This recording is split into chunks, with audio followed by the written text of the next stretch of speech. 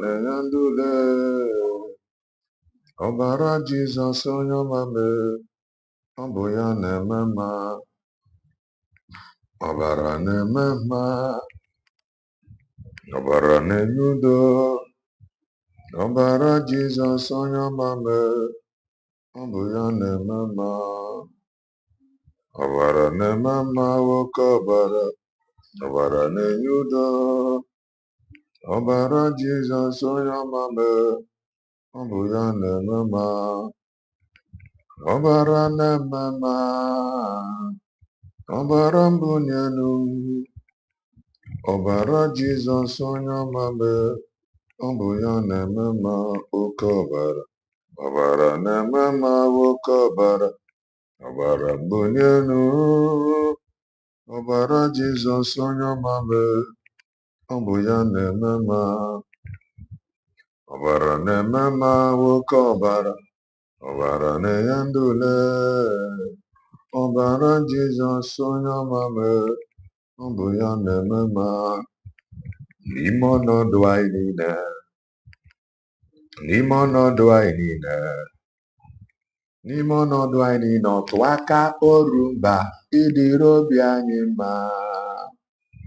N'ime ọnọdụ anyị niile, n'ezie, n'ime ọnọdụ anyị niile, n'ezie, n'ime ọnọdụ anyị niile, onye na-eme mma ịdịrị obi anyị mma.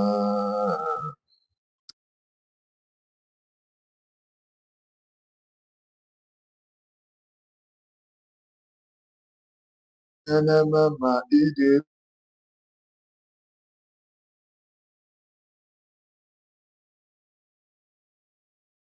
n'ezie, n'ime ọnọdụ anyị.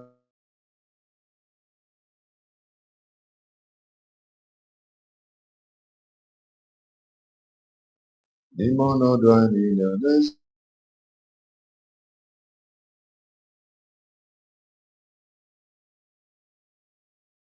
n'ime ọnọdụ anyị niile,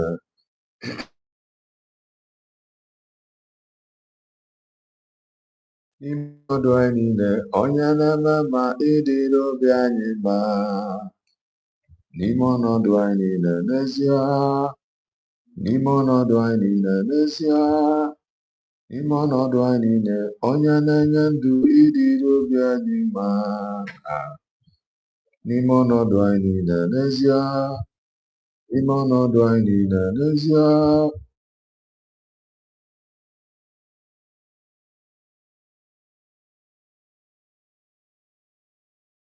ọdụle dị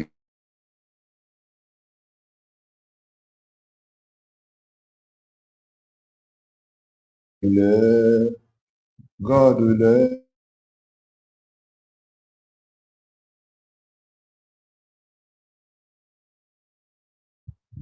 Onye na-eme mma,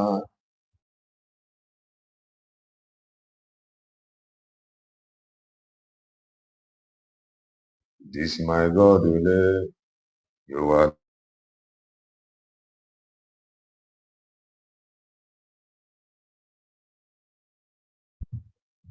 Bobby Wabikweni.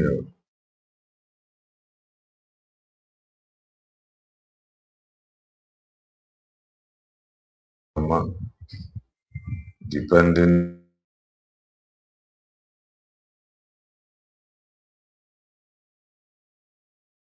echi adịghị agwụ agwụ ka anyị na-agwa ya, ọ bụ na isonye bụ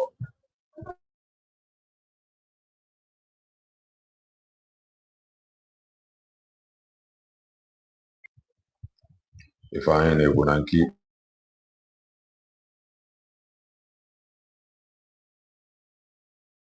Fox time.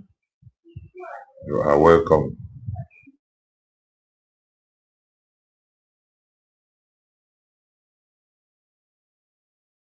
To the gospel of redemption by your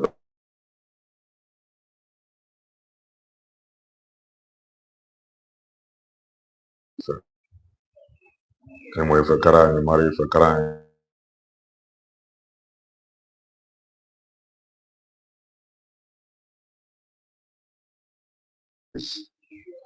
ụbọchị mara ọnụ mma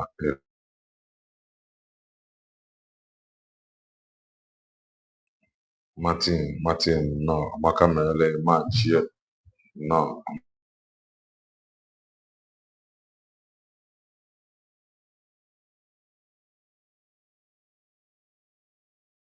somehow. I think I need to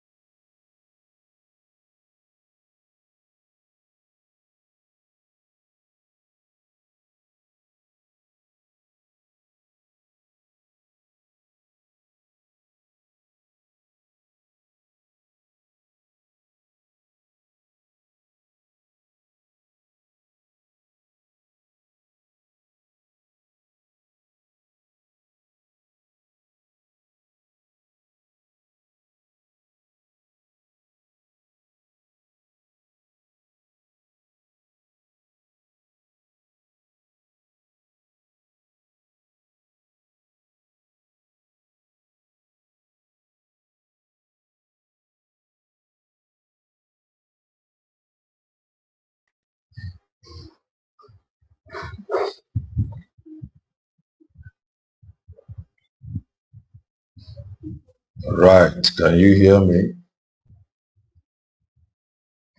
Nah.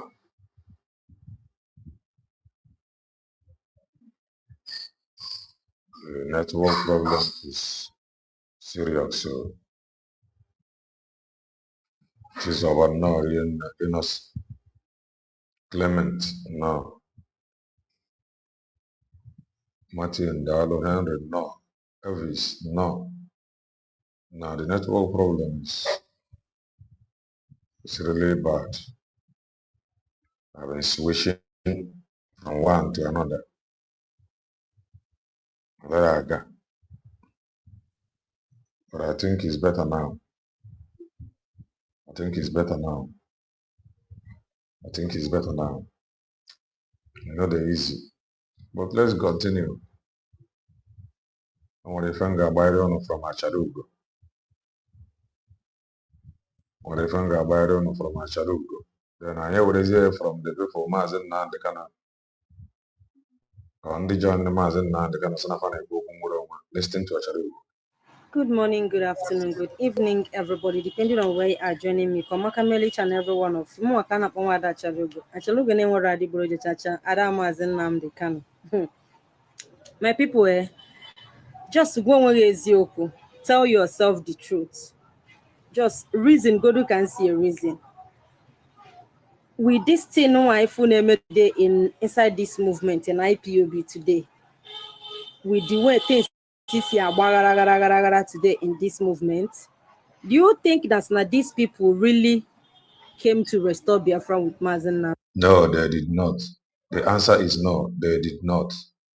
In fact, many of them saw business, a lucrative business, a very attractive one for that matter.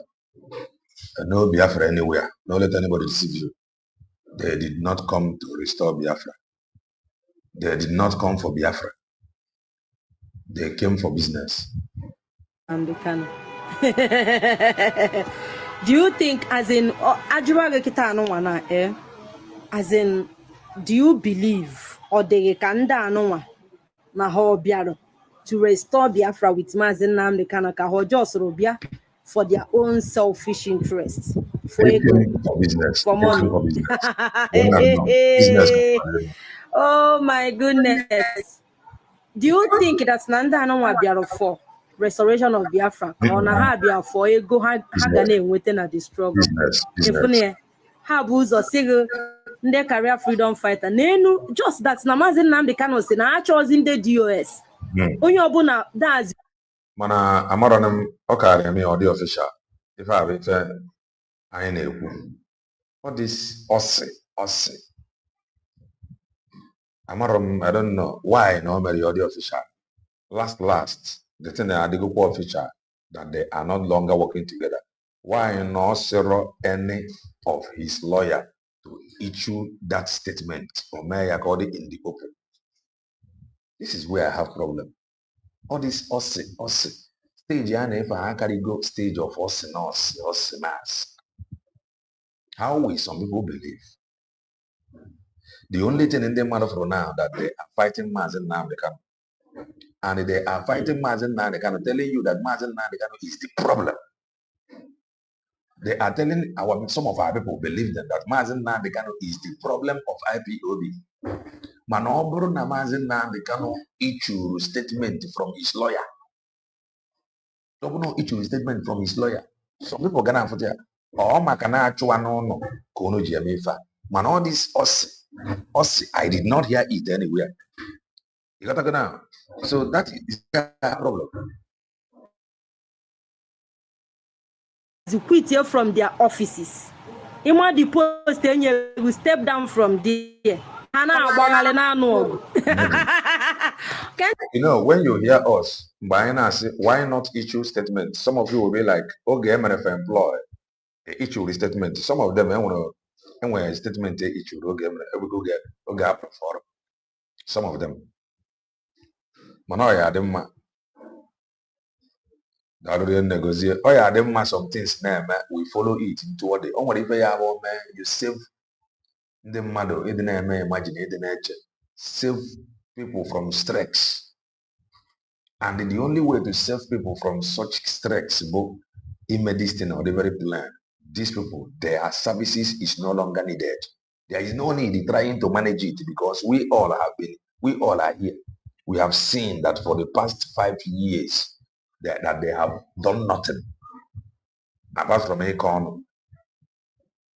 So issuing a statement in a services in that any easier it's okay because him himself should know where USB declared. So ordinarily, it's an idea any idiots in that we save all this written document.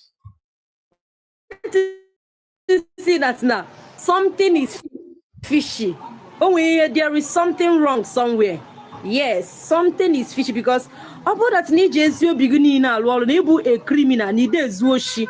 No way as in that need just wepụta for this struggle, for this movement. Mazi Nnamdi Kanu enecha anya wee si unu quit here from position so no. You will just step down wholeheartedly without no cause for alarm, without no anger. Step down. They do not want to step down because this is business. And you will hear it from one of them. This is business. So you cannot just ask them to quit from their business. They see it as business. When they were fighting Mazi Nnamdi, some of you thought it was because he was not doing it right. No, he was doing it right. But the reason why they fought him is because he came to stop their business. Not that he came to stop their business. He came and they stopped their business. They recruited many, which you are among, and you have apologized. So when they were fighting Mazi Nnamdi, they were not fighting Mazi Nnamdi because Mazi Nnamdi is an enemy, as they want some of you to believe then. They were fighting him because Mazi Nnamdi stopped their business. So they are not fighting Mazi Nnamdi Kanu now because Mazi Nnamdi Kanu have betrayed. They are fighting Mazi Nnamdi Kanu because Mazi Nnamdi Kanu is set to go for Nara. He just want to stop their business. And it is normal. In other business, it is normal for the person to fight back. So that is what you see that is happening now. I am telling us. If you have about them fighting back, because my business catch or in about fan or he okay where I which for many of them will be the OBN. So they said no. I even said it that this one it is not possible. Even with that document, they are saying that this thing we must convert it into an institution. How can you convert what is not yours? No, no panicking. You just step down. But because of that, Nanda will criminals. But I'm not really. But because they are working with Eastern governors, a whole lot of them, because of the money, they are using their position to extort. Political pressure group, underline that word. The money they were using their position to extort. Political pressure group. We will get the lion share. Now we get lion share. And I don't forget, we never forget. Political solution.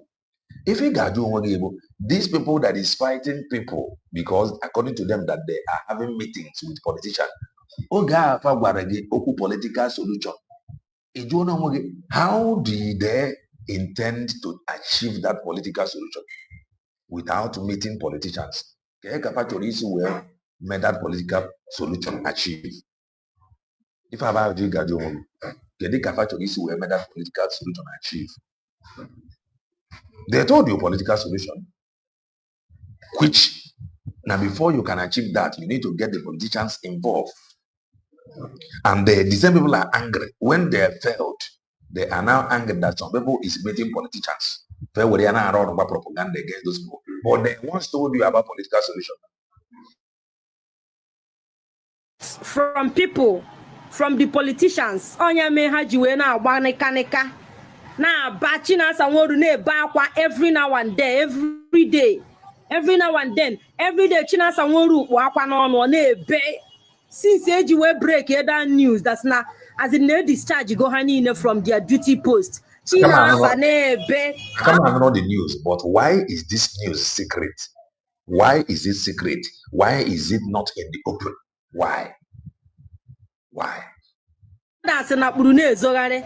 People like Isaiah Yoba just na mind the business here as in na-ejide onwe ka ọ hapụ ikwu ihe ọ ga-abịakwuo ka ewelie na-elo ya tomorrow. But Chinasa Nworu took it upon himself na-agba nịkanịka na-ebe akwa dị iche iche na-edejuga. Go to his platform na jee na wall ya ka as in ka ife ọgba nje na-agba dị just na asị anya step down from the post to Mazi Nnamdi. Content creators, they hide that they are fighting for freedom, deceiving you.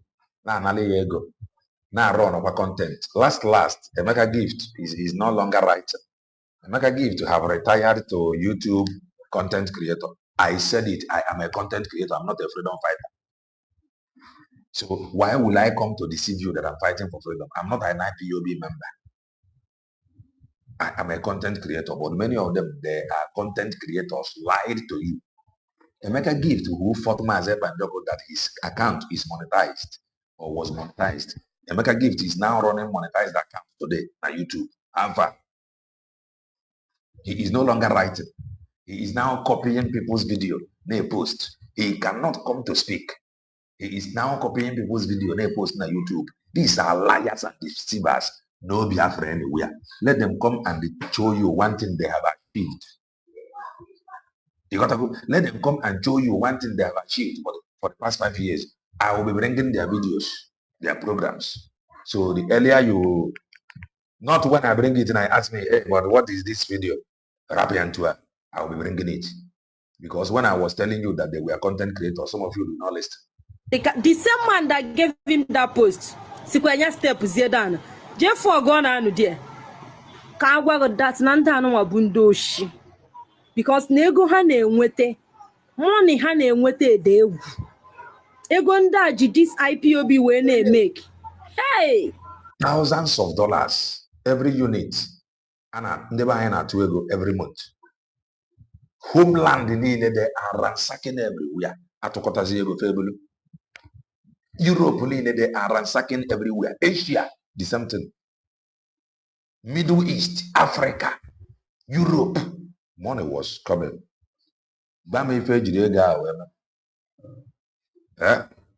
Just tell me one, nothing. I have to say good enough. All the too much. Onye mere ji wee si ha step down from your duty post so ha na-anụ ọgụ na-akọ ọnụ na-aba mba na-asị na ha ga-eme Mazi Nnamdi Kanu expose. Ị na-eme expose na ọ sị gị litu ebe o tili gị onwe ihe ọ gwa gị ọ tụpụrụ gị ọnụ gụnị ọfụrụ. My people abeg, just check ya. Ama mgbe ị na-eche ka nsi eche. Check godi ihe a m kwuru na ka ịma ma ọ bụ eziokwu. Ndewo. Anyị echebego ntu isi eche for long now. You gotta go. But some of you do not understand it. So I do a video because of this thing she said. On a video and actually play.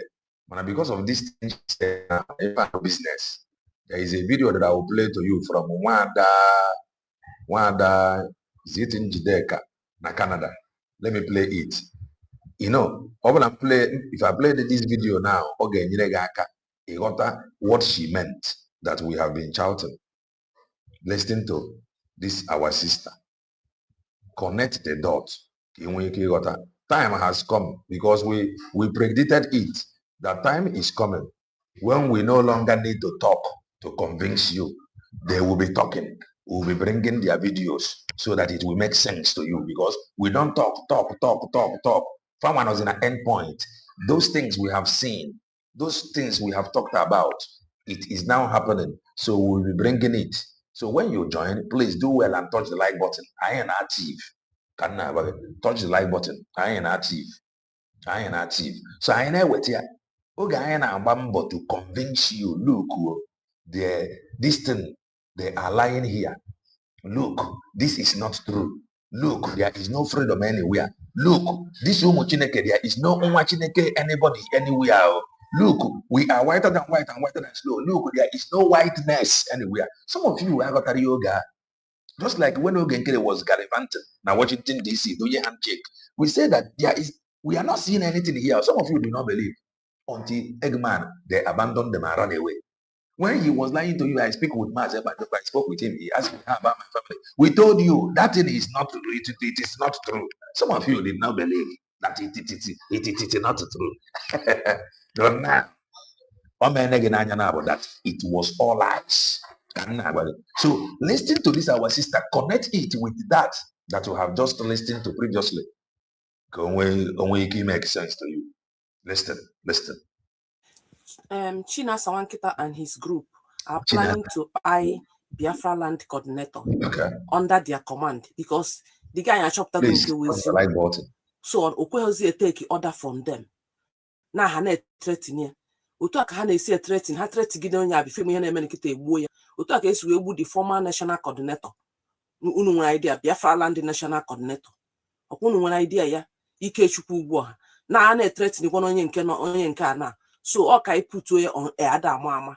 Mboso Gemekwa Anga kwa here, Wakuni again, soon of So Kaiga Niru. Neno ajụjụ aya na-ajụ Chinasa Wankita because otego na-ekwu this thing otego na-ekwu onye beghị answer. Number 1 wụ ka anyị pụlee ebe ọ sị na chegunu gee ntị. They would have brought Mazi Nnamdi Kanu earlier. They were asking the money that was paid to them. They're supposed to bring Mazi Nnamdi. Check out on you see. They were asking the money that was paid to them. They're supposed to bring Mazi Nnamdi Kanu before that date. It was a deal of $9 million.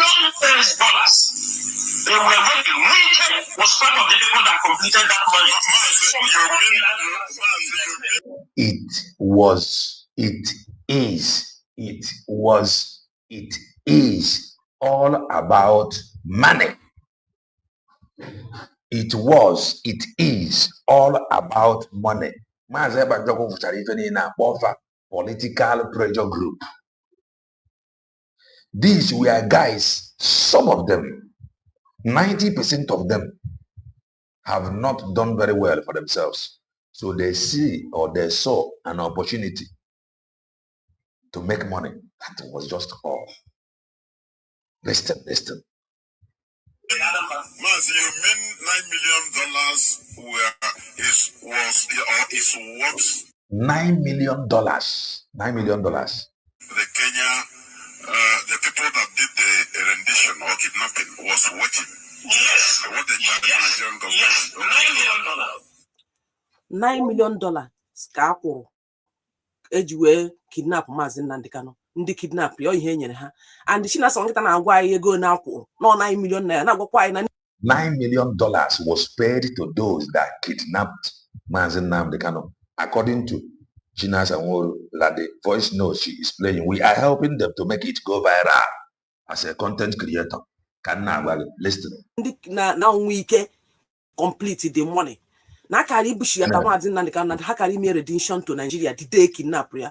But because na that $9 million aya kundi kidnappers kidnap Mazi Nnamdi Kanu na Kenya na ego adịghị complete. $9 million. Complete.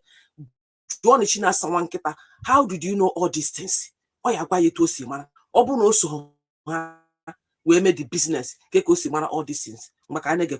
How did you know? Very simple question. How did you know that $9 million was paid to those that kidnapped Mazi Nnamdi Kanu na Kenya and they did not release him or send him back to Bongo immediately? He gave a well-detailed information as one that know. The information on your half and half. Before you come here, on what information got money yet? It matter no now. Korakoka konya money. Also that $9 million was paid to those that kidnapped Mazi Nnamdi Kanu. And he went further to say that according to what he said, completed that money to make it $9 million. And he said that those that kidnapped him, that the arrangement was to kidnap him, fly him to Obodobogo immediately. But because after they kidnapped him, those that kidnapped him waited for the money, for the $9 million. The money was not complete. So they held him back, waiting for their money to complete before they sent him back to Obodobogo. Listen to it. It's all about money. I just need Yes, $9 million. it was around $9 million. They would have brought Mazi Nnamdi Kanu earlier. But because they would have brought him earlier. If I have information, that is information on within those where gosiri. Now something or now information the solid. Listen. the money was not complete, they insisted to add money for them. And at that time, these people were snapping Mazi Nnamdi Kanu on where they kidnapped him, and they were sending them. They have the pictures. Just on they all have those. Na ndị ahụ na snap ndị ahụ kidnap Mazi Nnamdi Kanu nọ ebe ha kidnap Mazi Nnamdi Kanu na snap picture na-egosi na-ese ndị nwe ike na hope ụzọ dị mma ka ha dị sure yes na the deal has done ngwa ha wetazie the 9 million naira ọkwụnụ ka Chinasa na-ekwu even o mechaa kpọọ ndị esendịrị pictures a snapụrụ ebe ha kidnap Mazi ịma otu a na-ekidnap Mazi snap onye a picture na-egosi the buyer buyer ngwa na ya enwetago onye a na evidence ngwa sendizie the money so the onye a na-ekwu ihe akịta ihe ahụ between seller and buyer. Okay. Onye a na-ekwu ihe na between seller and buyer. Chinasa nwa nkịta. Or you said an insider, seller and buyer, or a seller of an insider, or that an insider told him, because the information on they were very clear. Now for 9 million, agreement for 9 million, a GDR. Then they can Jideria send the picture to prove that of the truth and a dear game way delay. Never said that day Ebunaya Bongo. Based on that 9 million, the agreed amount was not transferred to them immediately. They held and waited until that money was completed before first and their listing. All distance. Sophia, no, please do well and tell you. We are sending them for them to complete the money that they have gotten Mazi Nnamdi Kanu. I am telling you, and I'm going to stop there. He just sent that picture to Wike and the Hope of the Mao. Kahana him with the Gomas and Haji in their custody now. Mba send the 9 million Ebunate to Nigeria. No, you complete the money, but Wike complete the money. Ojuweru 9 million naira. Ono na ane no Chinasa wanketa. Nke awro nke mas na I negotiate evidence. I negotiate evidence. Okay. Ihe na apụta ya n'ọnụ otu oteki ka ọ na vomit ihe ọmọ na this thing na day like this ya bịa because ha mọ na Mazi ya dị ndụ. Ha che na egbu Kenya. Then from Kenya he brought to Nigeria China government ya egbu ya ozugbo na enye sentence na enye death sentence. Mgbe ọ na-ekwu ihe ọmọ na Mazi ya dị ndụ ruo today. Obuna Mazi Nnamdi Kanu ọmọ ya dị ndụ ruo today. Chinasa wanketa cannot make this kind of thing. Man on ekwe with the full chest. I promise you go ha na yegbu Mazi or na a sentence here to death or na a sentence here life imprisonment. Una de siam but o megie ihe a chere no eme Mazi nke unu funanya na ihe na ha na gbamba otu esi wee kpa Mazi Nnamdi Kanu onwe ihe ọzọ na aka wụrụ ya onye ọbụla bịa ka o defend ya Mazi or ka okwu Mazi ka release ya or ka onye aka protest ya ha na be against that person. Chinasa wan which they did to Mazi Banjoko. Emere Mazi Banjoko. Maka na Mazi Banjoko gbara mbọ ka amara ife a ga-eme ka release after him. be against that person within the year to tell you that na ha chọrọ Mazi ndụ. Ka I na second one before I end here. Chọrọ ka this ihe apụta aka. Again another evidence. Kanu was inside. Dave Umahi called one of the IPOB leaders, not me. He told him, I'm saying this in everybody to hear. He told the person, he said, I want you to leave these people. I will give you $500,000. They hear him. Leave IPOB. They hear him. Some of these guys, they can lie. You see some of these guys, they can lie. That is why trusting them is very difficult. Even they are not on us. One called DOS member, not him. He will not call the person's name. Why name and for the person?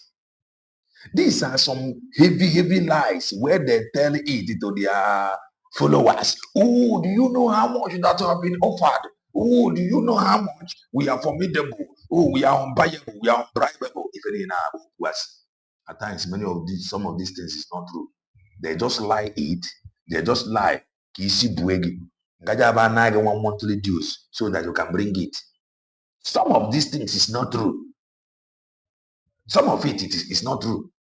Because they know that some of these politicians they are calling out, they cannot respond to them. That is why politicians. Not that the politicians cannot approach them. It is possible for the politician to approach them, but at times some of these things is not true. $500,000 for snogging. Karapo IPOB. $500,000. Karapo IPOB. So when they tell you this kind of story, you will think that, oh, there is one IPOB strong something somewhere. But what if they're anywhere? No, nothing. What if they're Biafra Chronicle? No, what if they're anywhere? Very now, be very deceivable. That your monthly dues, they're very important to them. You hear them? Now immediately I kidnap Mazi Nnamdi Kanu. Now Dave Umahi, former governor of Ebonyi State, contacted one of ex-DOS member. To her. Not China Sankita said, not to me. China Sankita, why not him? Why not tell the people who that person is? At least Kaijobanya, how far? Invitation to a hang Yaron or who never believe all of the formidable. Oh, we are formidable, the formidable Ibu flag and I walking up and down. You are formidable. When they lie to you, telling you at times that some people contacted them, whereby nobody contacted them. Those that promise you political solution. Can to have a political solution if not meeting politicians? Then why are they now fighting those who is meeting politicians? But they promise you political solution. Why are they fighting those that is meeting politicians? Because it is not them that is discussing with the politicians. No contact here. Phone to her ex-DOS member when you $500,000 US dollars. Go see me here IPOB. If we are China someone come out and tell us onye Devuma Henyen $500,000 US dollars. Can we betray the struggle? Betray Biafras, betray Mazi Nnamdi Kanu. You must come out and this is the reason why many of them still hang around. This is the reason why many of them still hang around IPOB. Not because Nafani because na enwe into a call Gesi Gabia. No farmer when they get receive the call. And when call over Gabia from politicians. When they get receive. This is the main reason why many of them still hang around. That's a question. No, the reason why many of them still hang around is because now and when anything politician job or one or two now now come on, they are not there to get you freedom. They are there for your money. That is the truth. Listen. mention the name of person. Open it up, I man again watching us one kita. Okay. From Guinea, then I say we must protect IPOB. We must protect IPOB. IPOB or go fund or go fund. What is not Are you the founder? They want to protect what is not theirs. They want to protect what they do not know. They want to protect something but legally their name is not in the registered document that they are protecting it. You will think they are protecting it for their own interest. No, it is for their own interest. They know why they are shouting like that. Rapa or USB, Rapa or IPOB or USB. Rapa IPOB. No mind. The reason why they are telling you that they want to protect it is because ever their money is after. It is for their own interest and for their own good. When you have the founder, Mazi Nnamdi Kanu, you gonna Google, fear dear. You gonna Google, fear dear. Come go put on here.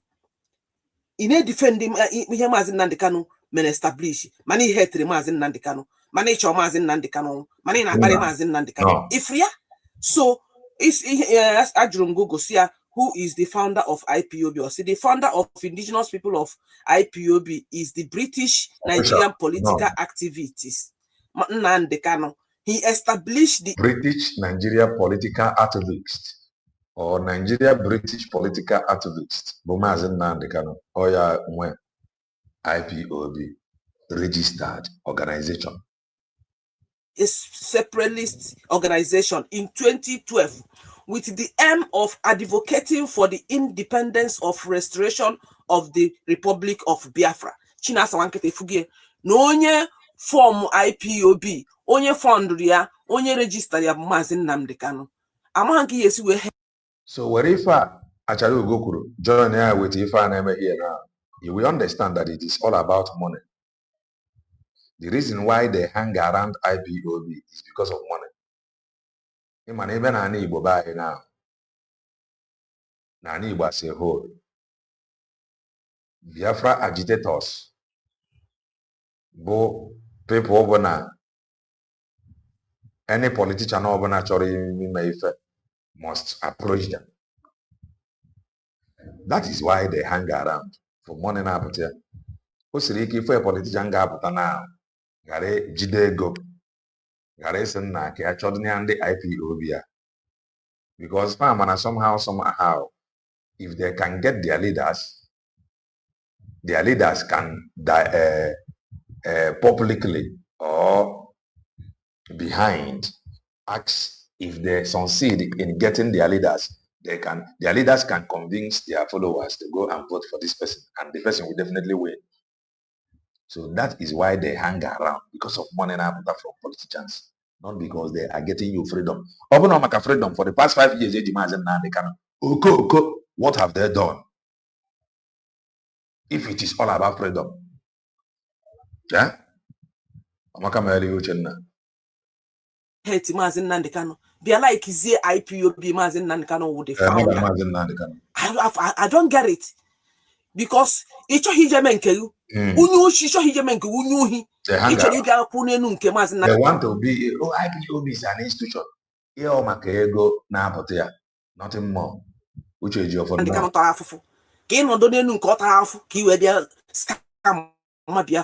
I don't know why you really deceive our people. They claim in a fight freedom, but the few mugus. I would have on radio that whatever the OS says goes, whatever Chicken says goes. That is why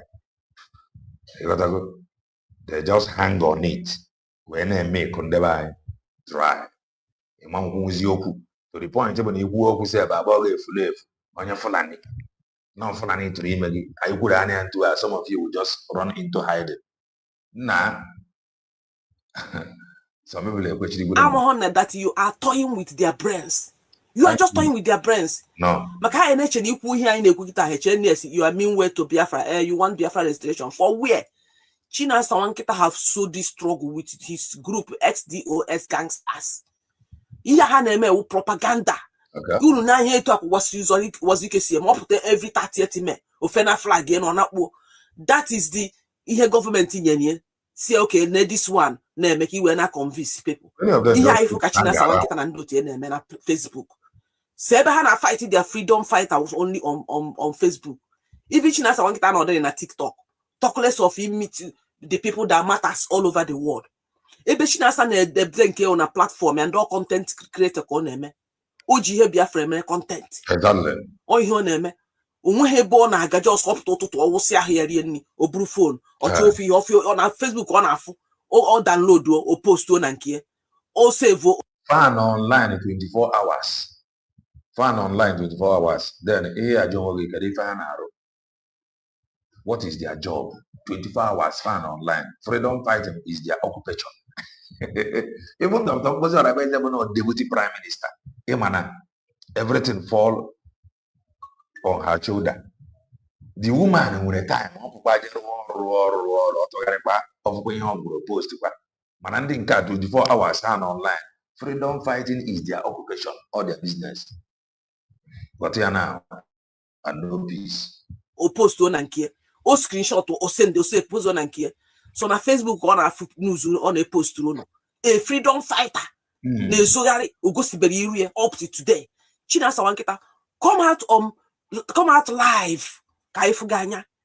Please do well and touch the like button. Very important. Come out live. Why are you hiding? Because you know your conscience is not clear. You know that you are not fighting for freedom. You know that you are just there to scam our people. Come out and show yourself. Come out and show your face. Mazi Nnamdi Kanu na challenge.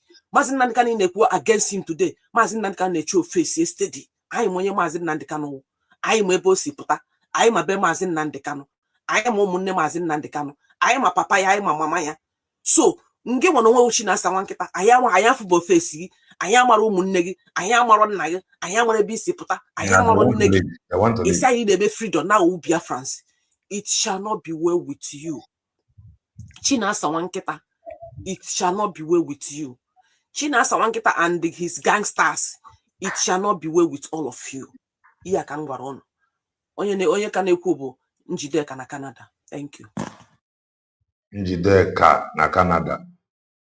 The thing is that, to be honest with you, I don't pity these people. I don't pity them. Like when I say I don't pity them, it's not as if that I wished for jog many of them. No. What on you for jog? But when I say that I don't pity them, if I mean no, ndị a ifuru na-eti mkpu now, na ife anyị fugoro kemgbe tie mkpu, I don't pity them. Mgbe ọ bụla ọ na-aga fa na-afụ the truth. You know what? I don't pity them. These guys that fought Mazi Nnamdi, I don't pity them for fighting Mazi Simon Ekpa. Or a man, and many of them that is fighting him like this, that fought him like that. Many of them that is fighting Mazi Nnamdi Kanu like this now. Or they call when a free from where called the Faga art in one and buying then, a farmer art here. Second on Mazi Nnamdi and his boys. It is possible. If they can actually fight that man who they swore that he is their spring leader, he is their Jesus, he is their Messiah, he is their Savior. Mazi, holy, holy, holy, holy Nnamdi Kanu, another Savior. Those that called him another Savior, they are the people that is fighting him today. If they can fight him like this, or they call Bono Gafana fight Mazi Nnamdi even when called the game and the buying, can say. No, Mazi Nnamdi they go when a farmer me. I don't pity them. Man, were pitiful. But some they buying that we are deceived. Some of them are wada if I ever remember Sunday no on there they were pitiful. Some they buying that was deceived. Some of them are but we are formidable. We are whiter than white and whiter than snow. On that they were pitiful. Man, and they come on social media. I will just be bringing it. Let them be talking. We will help them to be bringing it together so that it will make sense to you, because the work was very difficult for some of us that was telling you then that this thing there is nothing here. All the very difficult then. And many of you called us names. Thank God we are still here. Now some of you that wished in a some of us then, no matter, we are now here. So we are now bringing it so that it will make more sense to you. Official. But when PM Simon Ekpa was exposing the same Chinas and more, those guys were supporting him. And that is why I don't pity them. So let them continue exposing themselves on social media, because this thing they are saying now is what Mazi Nnamdi have said many years ago. And many of them did not want to hear, because our leader, spring commander, our leadership, Chinasa Nworu, Odogwu, oh this, and I call you. Mazi Nnamdi if I have a political pressure group, can I turn? In fact, many of them do, many of you do, many of them do not listen. Today, now we must move. It is all about money. That is why they are fighting. Oh yeah, we're trying to go see if I'm going to say now. Come and listen to one of them.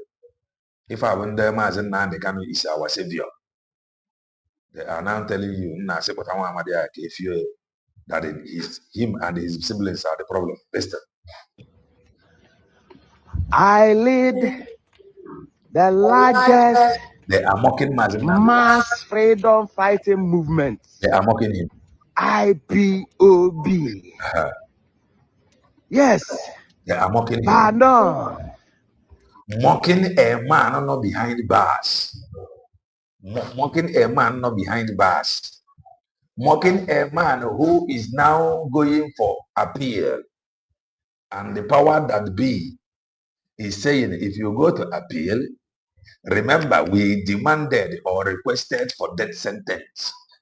So as you are activating your appeal, we are going to activate that death sentence. Nefa about death sentence. Man, the judge said that according to his faith, or how the world see the word death sentence, because of that, he said life imprisonment. They are now saying that his faith has nothing to do with the law, that they are going to equally activate that death sentence. A man who is battling between life and death, that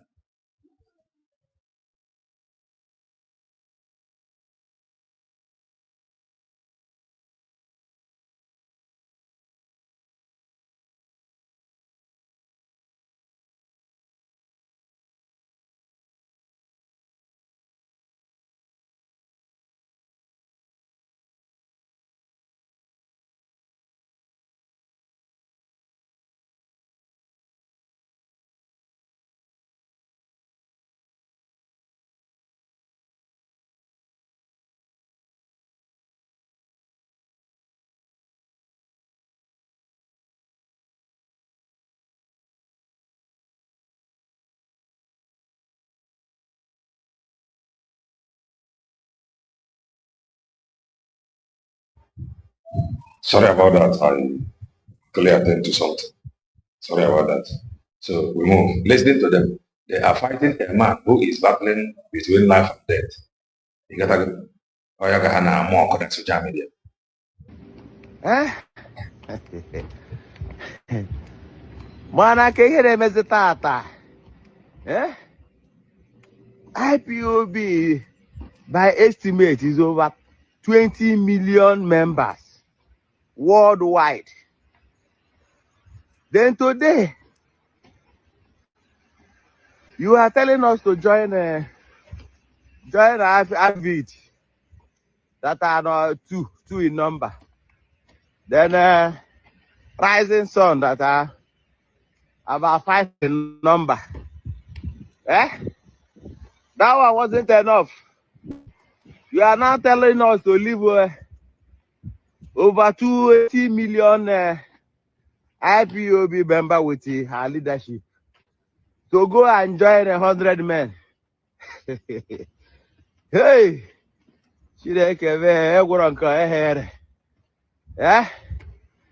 asọkata eze akpuo nkata n'ihu wee gwa eze okwu. A na-ekwu na ọkụkọ tiri ọnụ owere ụkwụ na-abụ wee kwa wee. Today, here that we are being hired and we can be fired. Now, this sounds funny. This sounds funny. Mana, I must tell us. The way things is yaga adroma. The way things is yaga na adroma. And they're not close to Mazi Nnamdi Kanu. Why na fa any this advice? And I got how come man advice here? Do you know what? They are projecting this IPOB as honorable Igbo. Hear me and hear me well before you misinterpret. Or what is happening now at Soroma? They're not close to Mazi Nnamdi Kanu. You listening to me?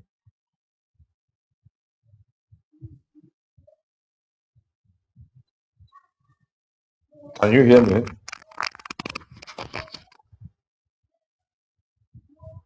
Can you hear me?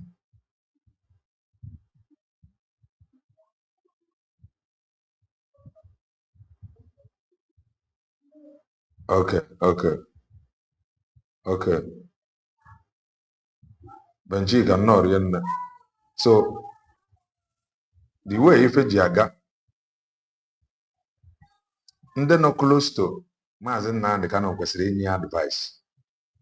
Ịma na fa bịa na social media fe project ara na IPOB no mass movement.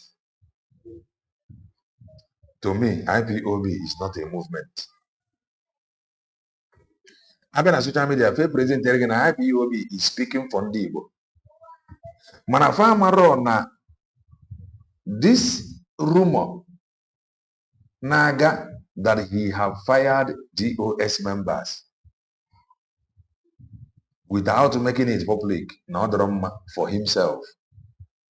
Ọ bụrụ na ife a bụ ife aha na project na ọbụ no na speak for ndị Igbo. Ọ bụ ndị be anyị nwere right to know na Mazi Nnamdi Kanu have fired these people. The way Fajemia proved that this tenable personal something that is not speaking for ndị Igbo. Mana ọ bụrụ na ife a na-abụ general something the way they project it to be na ife a bụ ife na-ekwuru ndị Igbo. Fa kara ime public. Ama mere abata na. So this thing ifuru na-eme it is not that good. Ọ bụrụ na ife a bụ for our own interest. Fa kara akọwara anyị. Release eme na this people has been fired. Odo anya na-achụwa na ndị a. Ama mere abata na. Mana ịgbazi nkịtị ọ na-aga by rumor only shows that na ife a bụ personal, private something that has nothing to do with ndị Igbo. Because often here they speaking for me, I have the right to know. Nah, sack these people and we move on.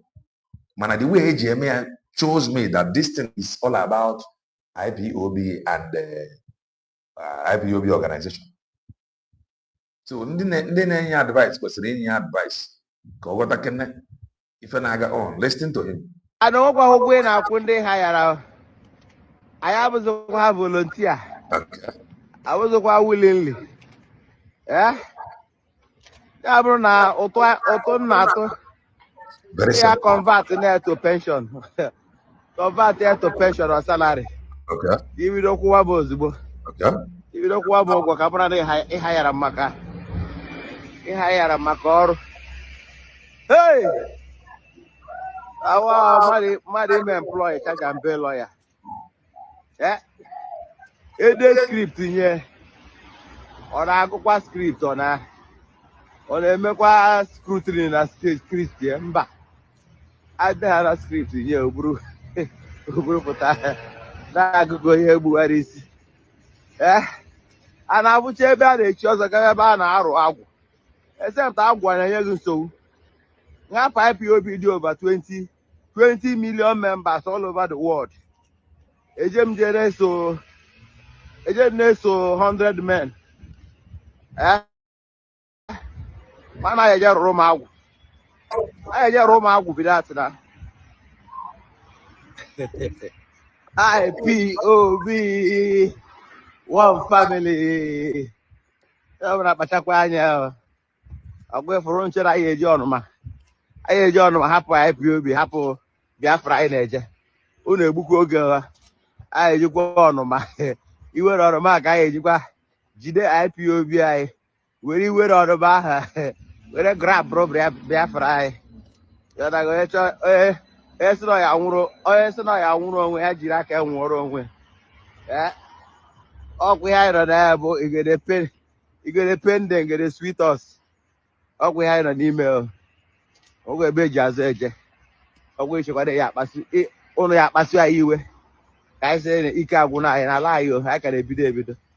Oh, hey, Biafra. Which you like already. I left wallet. Master Prophet na left wallet. Upon ya, how much in a care. Aparece Mazi Nnamdi Kanu and say, oh, Biafra, which in a care. He came. So, if any na I bag and bar, in the India, I want to fed anywhere. It's in there. It's okay, deceive. Okay, now, let us go to this one. This one, I would DOS member. You got to go DOS member. KK Oda. Yes, listen to him now. Everyone I cover again the whole problem that IPOB no Mazi Nnamdi Kanu na his siblings, then they create realistic. Talk much because I'm if they talk here now that one is not a motor, so that one is not a mommy dinta. I'm telling you, how it's supposed to be. The kind of corruption that is in this struggle started from the family of Mazi Nnamdi Kanu. In a line the corruption, then this very struggle started from the family of Mazi Nnamdi Kanu. Listening to it again. Most must know that Uche Mefo is behind all this shenanigans. The truth is that simple thing Mazi Nnamdi Kanu get save some certain things about issuing memo. Ask the lawyers to issue memo that this DOS that they are no longer, their services is no longer needed. Case closed. If you are still hanging around them, or the organ that one you own. But hiding this thing, name me as rumor. Why you getting a rumor? It's a fact. But talking about Avid and the fundraising was made public. Of course, if this thing happens in rumor, that is just my own problem. But all young boy, the reason why I do rumor. But why must he rumor sacking them? Then making public of 100 men and Avid. No, Avid and the fundraising. And that's an if and speak for our interest. Why not make it public? Can this thing in final? So that you know that if you are dealing with them, you have yourself to blame. The way these things is a guy with Rafakaja, Abaleka, and they can equally win somebody. The argument should be Keki Gesi, Quifrinoyana Kona, Keki Gesi, convince Moya, Ya Rapo IPOB for ever never. Rapo IPOB did over 20 million all over the world, and they follow 100 men. It looks somehow. Man, no release, remember. That will solve the problem. The memo will be everywhere on social media. When you check about go back off it. Man, he in a rumor. Let me take it back. Okay, no from one yanka. He open up corruption video from Mazi Nnamdi Kanu. Why if you matter now? Why if you speak up now? Don't forget, I have an interview log we'll get there very soon. Talk much now because if they talk here now that one is not a motor, so that one is not a mommy dinta. Mommy. Because how it's supposed to be. The kind of corruption that is in this struggle started from the family of Mazi Nnamdi Kanu. Both corruption from ladies, women, both corruption of money, he started from his family.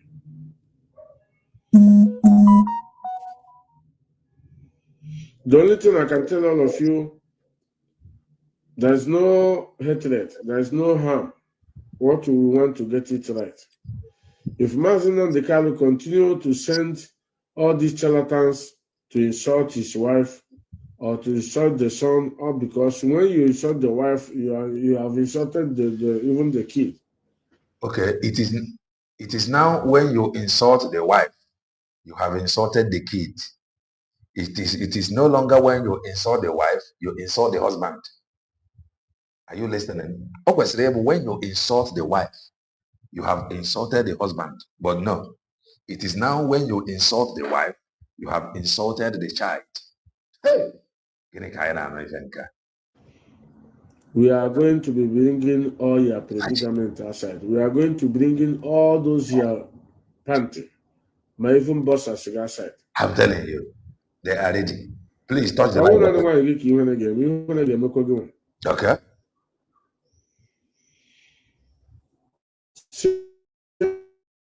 Since you will stay inside, knowing everything that is happening, you don't want to talk. Okay. You can send message. Okay. He do not want to talk, but he can send message. He should have talked by writing memo. Case closed. Ever I have a problem. All this noise by now, It is now when you insult the wife, you insult the child. Instead of when you insult the wife, you insult the husband. This one, Olaf Wazirike said, now, what do you have to say about that? The radio you are claiming today that you are the one that opened that DOS have kidnapped the radio, Calum have come, ATM, blah, blah, blah, blah, blah. Who is the owner of the radio today? Negente. Remember, we told you before how Wazirike narrated how that radio, or the name IPOB came about. We said it here. Some of you, when you go on you may touch there. Listen. Was here. But you quickly went, because you are in Western world more than it was Wazirike, you quickly went to London and register it. Okwa nke mmadụ, you are not the owner. If I ain't anya, ekwesịrị ime ọ dị public because of the mmadụ ndị Bible. Ekwesịrị ime ọ dị public. So we should stop covering some things. Each one they are not kwesịrị ime ọ dị public. They are trying to manage something here. That is why you see all these things here from Emene. He should have issued memo. They need the case closed. They are trying to manage something. That is why this thing you see is getting out of hand. Okay, me or the public. You know what? Why no man me or the public? He instructed our people on what to do publicly. Follow Mazi Nnamdi, share his broadcast. He is bringing new dimension. All in a public, or message. Whatever the DOS says goes. Anybody who do not listen to Chike Dozen will be removed. He made it public, and he was specifically talking to IPOB registered oath member. And those people, they still held that word. So making their sack public got a long way. That is my own opinion. So I don't know about you, but based on everything on social media, okay, me for the public. For the public, some of these people I'm warning today because someone if I have you bring that written document from that instruction he gave, then a written note. Then they will be waiting for him to come out. Mana now, onye ọbụla ka na-eme rumor. Ọsị ụnụ arụzi n'ọrụ, ọsị ụnụ. The same ọsị a, but the main reason why Mazi Nnamdi said that he is not going to listen to all that ọsị again. Because one can easily be deceived with that ọsị. Lolo Nneka Chimezie came out and they told you na Mazi Nnamdi Kanu say no DOS, but the leadership. She came out and said so. Then I cannot call us. Tomorrow now, you may be blamed. Did you hear him? Or when a memory release, the scenario. If you fight these DOS, if you fight them finish now, if Mazi Nnamdi can come out and decide to work with them, you don't want to work, you will have yourself to be blamed because you did not hear it from him. Nobody released memo. Neck us, be fine now. And that what INFA is speaking for our own interest. Then why not make it public? I am not saying that all the DOS the bad. Based on information, on when the good, he returned the good. Remove this one, remove this one, remove this one. Finish. Or he sacked them. This one, he don't even need to call the name DOS. Simple thing only remember this person has been sacked and removed. This person replaced Onya. DOS WhatsApp group. They can easily create another WhatsApp group. In fact, you might down on email bar keep another DOS work structure to game where media person Gane release memo.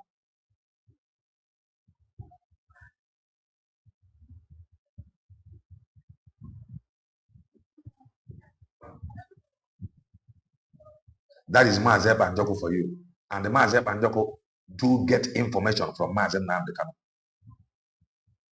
Mazi Nnamdi with direct information from Mazi Nnamdi Kanu then. If we edition, Mazi Nnamdi were a means Oji went from Mazi Nnamdi Kanu. Oh yeah, with Oji for them. And the Yakoji West stand, they stand, they get a leader. Mazi Nnamdi were a leader. Then what happened to ordinary member of IPOB who is not DOS member?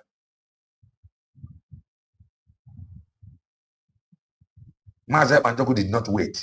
Manon were negotiating with information. And the Mazi Nnamdi was ready to take the blame because he know what he wants. But these people, they are not ready to take the blame. They do not know what freedom is all about. They are just all then why no nya feel na ndị adịghị emeti ya ama release memo na ndị adịghị akụ ọma nkwutere okwu DOS atọlatọ. The only thing oge ekwu okwu bụ ọ bụrụ na Chike dozie m Chinasa Nwere ka ọ chọrọ ịchụ, they will just release memo. Chinasa Nwere, Chike dozie m this one you are no, your services is no longer needed. Anything about DOS cannot even come in there. Other people or give me one other point and the Hanaza DOS. All the very easy because DOS WhatsApp group, they no get office. Now what's in office, their office have changed. No, if I have WhatsApp group, he can create another DOS. Very easy. But not making it public before whether all these things is here. And that brings the question, why is he not making it public? If you watch, he gets Master Prophet or no Master Prophet Yagwagi Segena.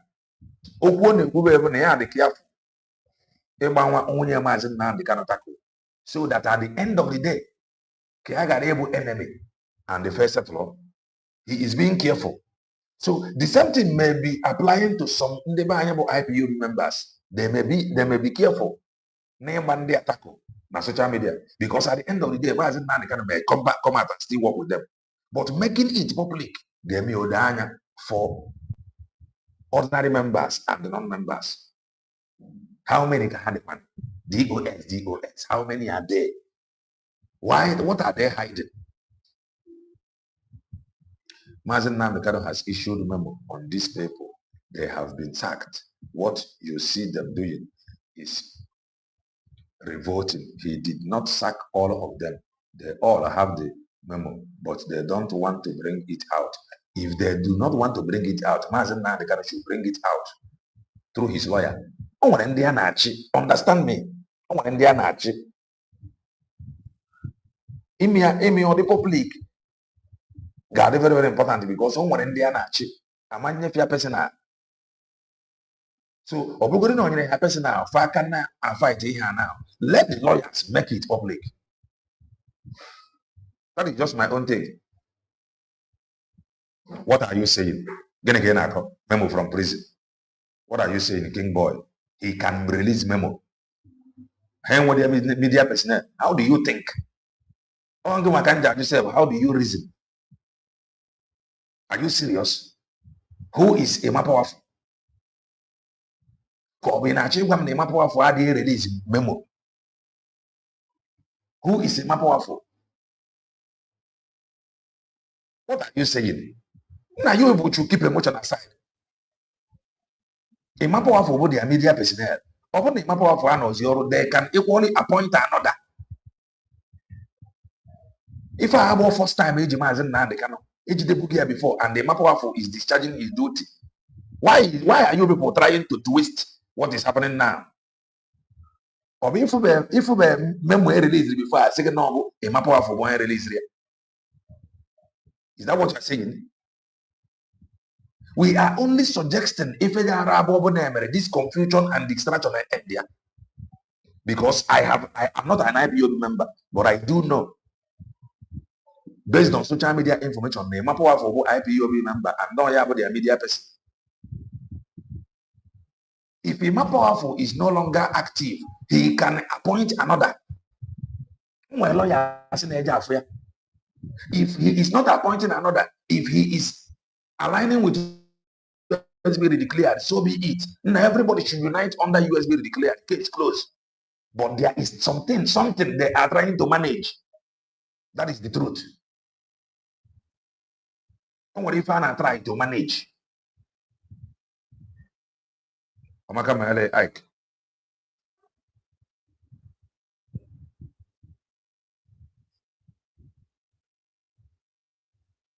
Osila, Dalo. What if I try to manage? That is the truth. More than the lawyers. Let's say some of you now say, hey, what I got the memo.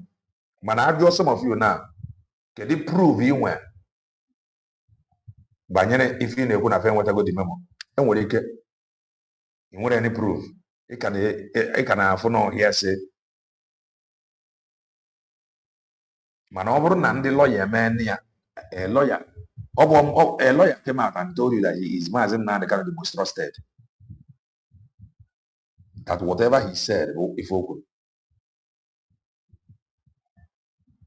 When he talk about Avid and the fundraising, Obeno there, this thing is very simple. Okay. The Mapoafu is still there. Then the question is why? The Mapoafu where it is oh yeah, but they are media personnel. The only thing I learn on social media, SDOS. Can you please open this DOS document? A buffer S. Father, Bomuga, a guy can with evidence. Iji buffer S. Man, now whenever at least you can actually present something. Now I am calling you S based on this information here.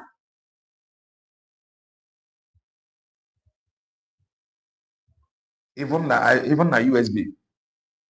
Mazi Banjoko Ziriozi surrogate. The message was delivered to Dr. Ngozi Orabeze. And Dr. Ngozi Orabeze went the message. Kafan Chani Ineno. Kafan Chani Inera wherever ministers cabinet. Because based on everything on social media, through white painted hair woman, she made it very clear. Now when ministers cabinet. So Dr. Ngozi Orabeze brought the message of surrogate to the ministers cabinet WhatsApp group. They all discussed. They all agreed. Then some people happen here form another one outside that group. And that is why USB declared is very, very strong today.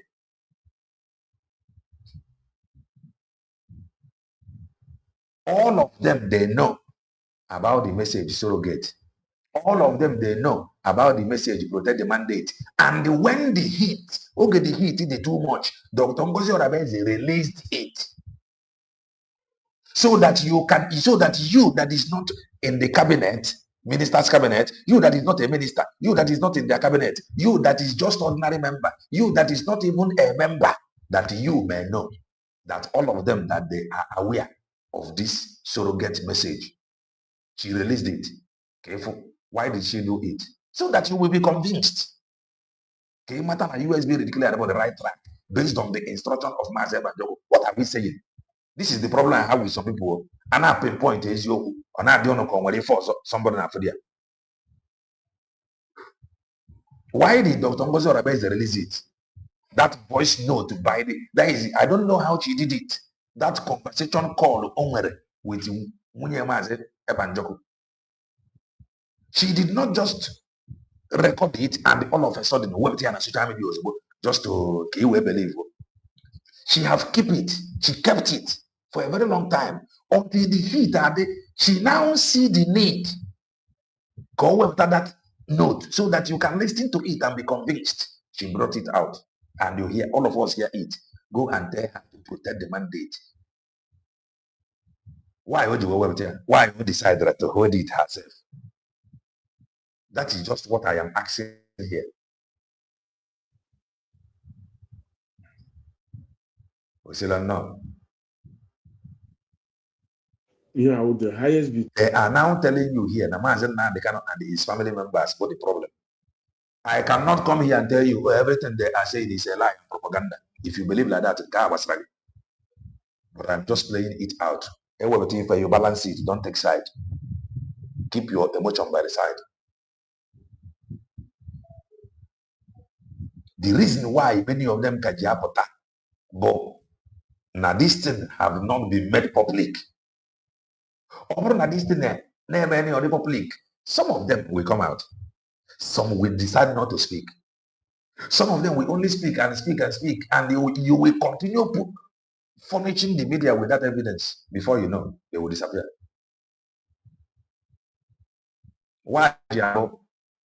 If I bring the past video of white painted hair woman, because that is the truth she do not want to see.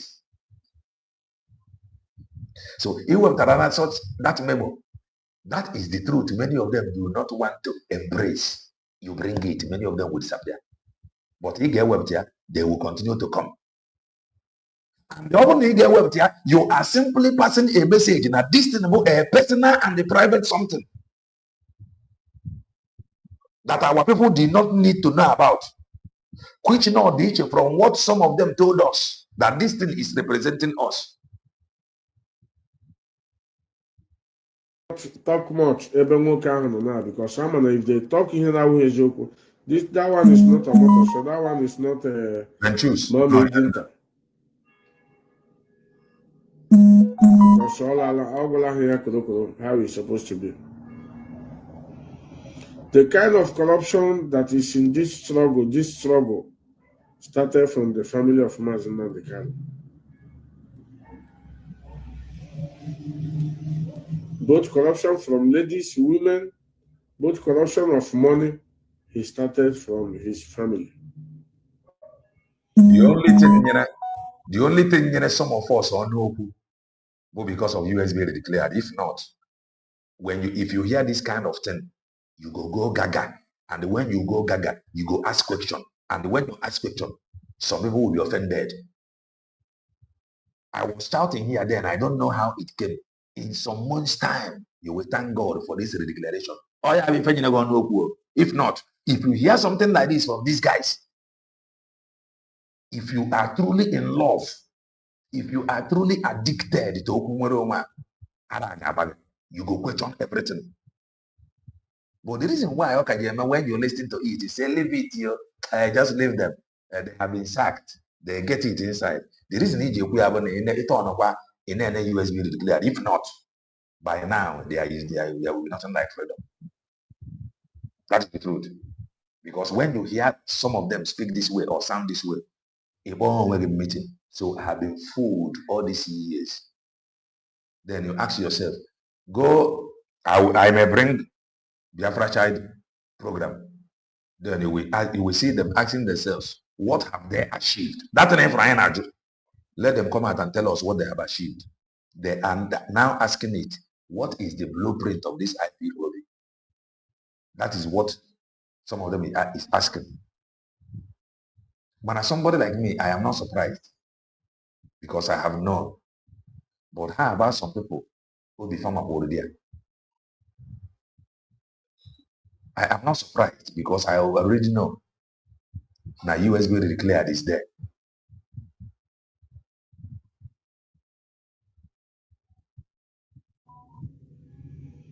The only thing I can tell all of you, there is no hatred, there is no harm. What we want to get it right.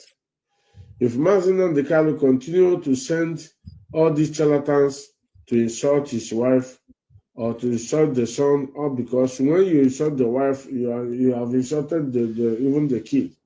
Now, is this correct? When you insult the wife, you have insulted the kid. Instead of when you insult the wife, you have insulted the husband. Yeah?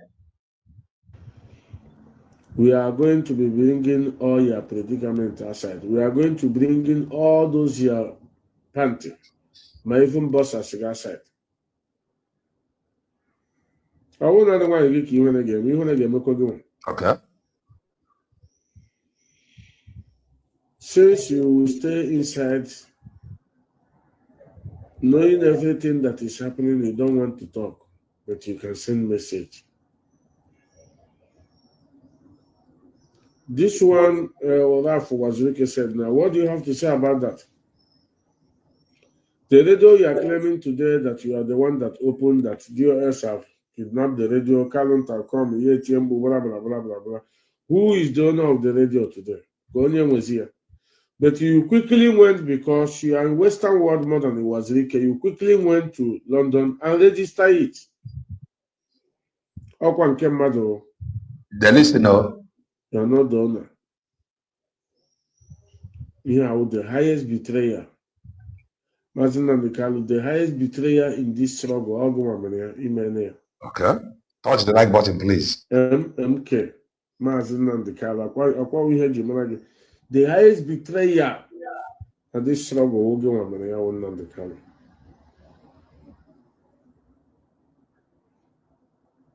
Both betraying us from the oath,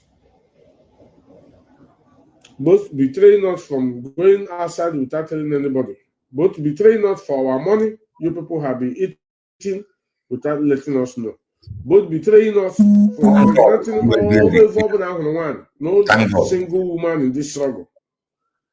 My fine boy, my fine boy, neighbor, Kalunta one, all I do like in the car bagolitre, the agadi one. So you just have a graham and then the other.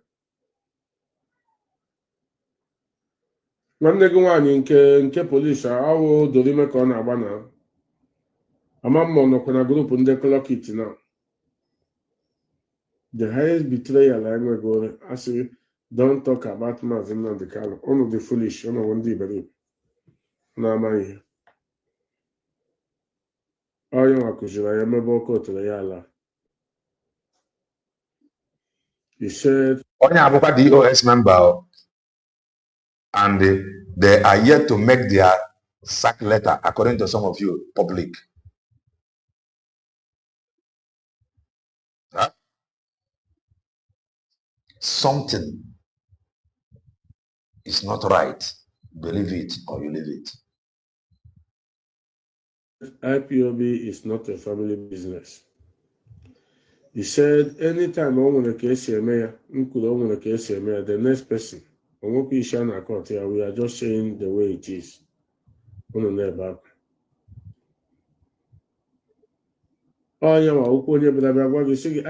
have the mind of their own.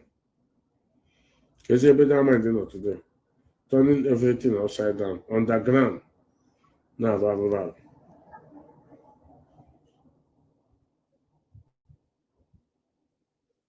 Biafrans all over the world. This, like I said, this broadcast is going to be a very short one.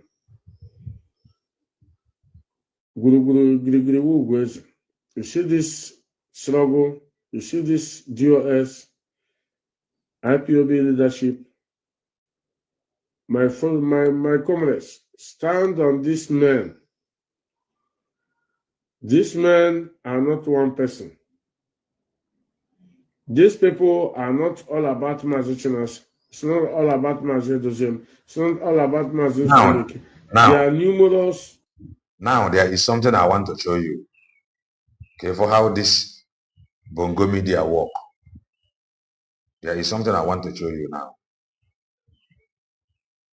Watch this. Okay, for how Bongo media work. If I be fine area, if I have a problem, I am going to go. Watch this news. This is from Leadership. 26 minutes ago. Now, security forces uncover IPOB arms hideout in Enugu. Okay for that. Okay for that.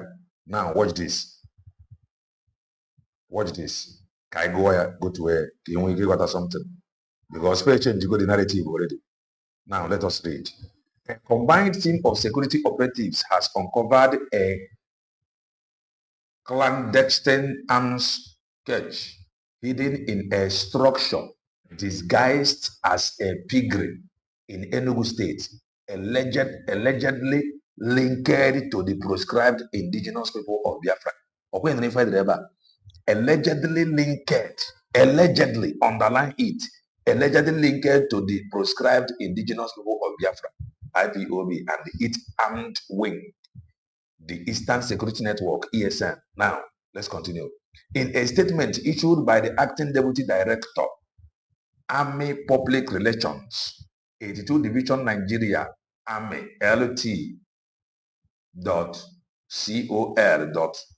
Olabisi Ayeni Onyo Yoruba. The operation was carried out by troops of the 82 Division Garrison under Sector 1 Operation Udoka in collaboration with operatives of the Department of State Services, DXX, Enugu State Command. Now, let's continue.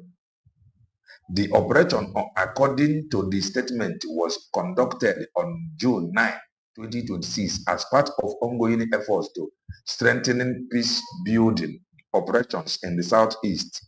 Ayeni said the troops acted on credible information intelligence obtained from previously arrested suspected linked to IPOB and ESN, leading to a follow-up operation in Gariki, Enugu South local government area.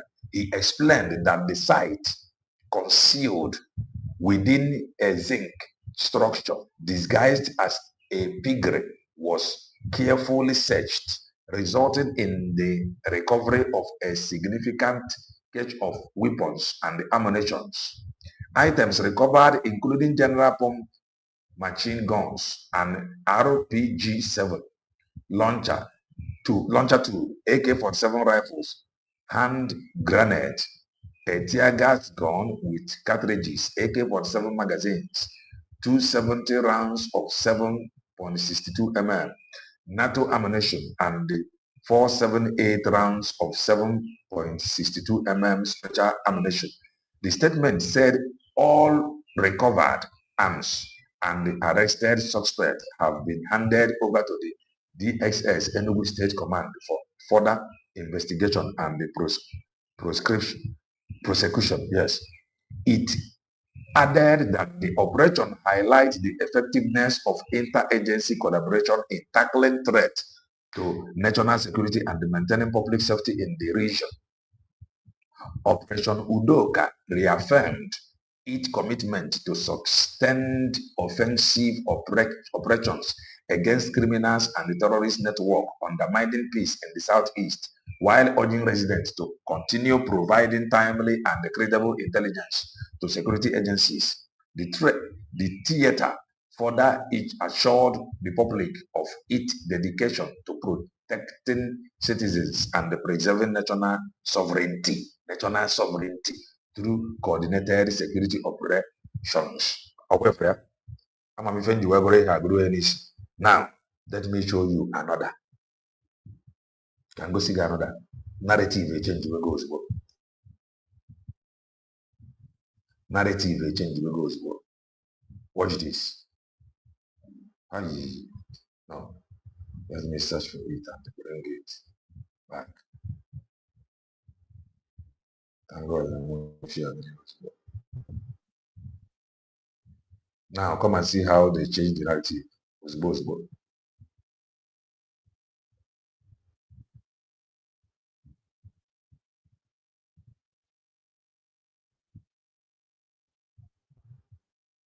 Now look at this. Look at this. This is from Punch newspapers.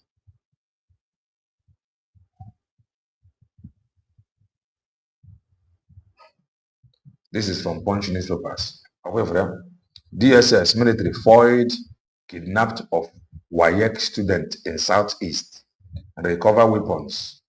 DSX and the Nigerian Army foiled a major ESN attempt to kidnap WAEC student in Enugu, Anambra, and Imo states, recovering weapons and arresting members. For the one issue. However, I will know ESN kidnap on the mother. Okay, narrative. Okay. Now, Let's go back. One issue. They are no. You know, both for them. Man, when you talk man in the DOS, it's not one person. So let us try and know how, do you know that there's no trust in this struggle? Okay. Since it started from that 2012, Nnamdi Kanu did not trust anybody. Okay. I can tell you my reason. If you want to talk about trust here, there's no trust in this struggle. The only trust we have as a people is the oath. There will no trust in this struggle. I get you get that oath. Huh? You are not going to put that oath. The only trust in this struggle today is the. But some of us learned through Mazi Nnamdi that oath was introduced by these same IPOB members. That Mazi Nnamdi Kanu did not introduce oath, according to Mazi Nnamdi. Because I come and know Mazi Nnamdi Kanu on one day, oath member. I come and know this word, the oath member alone. You listen to alone about IPOB member. But if you have had oath member on there, you can equally tell us. Oath, Jimmy Nagabo. Because all no lack of trust in that oath to Jimmy. If there is trust, there will not. I'm watching a commercial on there. Yes, because that number here, put that number here. Let me use this 30 minutes and because you know how I do my broadcast. If I hear from my people, maybe I will still talk more and release more information. Okay. So there we're watching. So the problem here is all about what binds us together, not a trust. Nobody should come and tell me trust. Mazi Nnamdi Kanu have never trusted anybody. Mazi Nnamdi Kanu have never trusted anybody. Ask yourself a question. Is Mazi Nnamdi Kanu on oath? Is Kalon Takalo on oath? They are your leader now. Is Fine Boy on oath? Why asking now? Is Nnenneanya on oath? Why asking These now? 4 people, so these 4 people, are they on oath like me and you? Before you talk about trust. These 4 people, I don't think they are on oath. But me and you are on oath. So who is talking about trust here? You got to pack your own side. What you want is the release of Mazi Nnamdi Kanu because someone about to put them here. Yeah, no one in my hand. Mazi Nnamdi Kanu the arrow. I say no on our side. No on the name. Mba.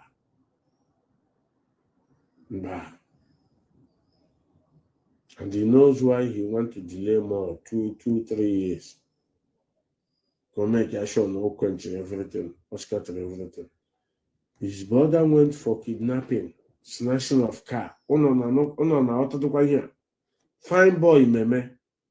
And then Nnamdi Kanu have never condemned or say anything about that his brother.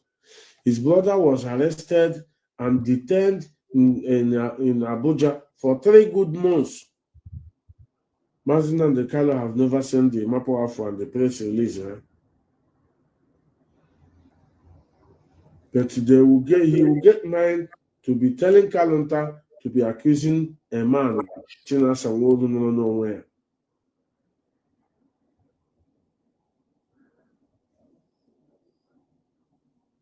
You see these people? The only thing I know in this struggle is if you think that time their money was flowing in now. Okay, gonna be. So they never believed in a day like this because we are just managing everything. Now let's be managing it as long as this money is coming. I'm here for this money. So call me anything and give me money. Oh, you have remember. Now, I got it because if I want David, no. That nobody will rise. People, I trust Igbo people. I trust my people. I trust Biafrans. That time you think they don't know how to do it, they will tell you they can do it better. They will tell you they can do it better. So that is the thing, not there. That time you think they don't do it, they will tell you they do it better.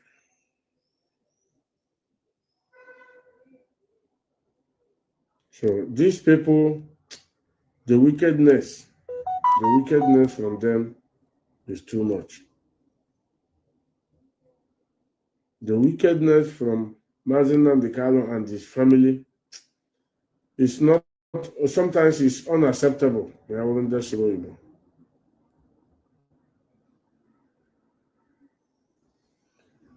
Because you cannot tell me that you have been contributing in this struggle. The kind of ideology you will see, you will analyze it properly. When Mazi Nnamdi Kanu is going all over the place, even fine boy, monitor their picture from 2012 to 2015, 2016, 2018, 2019, minimum. When they buy a go and look how darker they look. When the Igbo politicians, the businessmen started pushing money in this struggle, when they launched ESN, look them today, look the kind of mansion, look the kind of storage, look the kind of beauty, look the kind of skin they are getting today from IPOB money. Money. I said, go and monitor Mazi Nnamdi Kanu. I know he's fair yellow. Monitor fine boy. The same dark ahụ. Onye nke ochie anọ n'Europe awụ Kalonta ndị ka ha niile dị almost. Because their mother is fair, yes. But you know, mgbe a bidoziri iwe ego anyị zụwa ochie ego.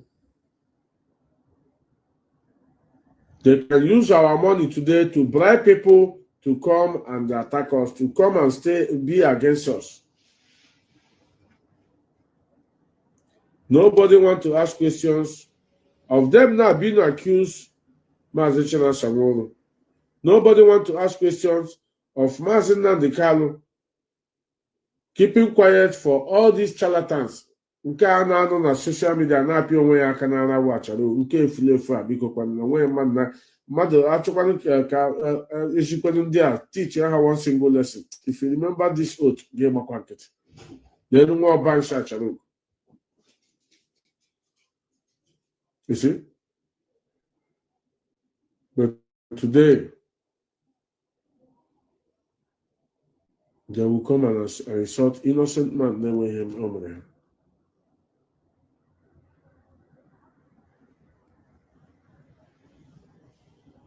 Why I'm saying this, and I could have put the number like I told you because I will soon go.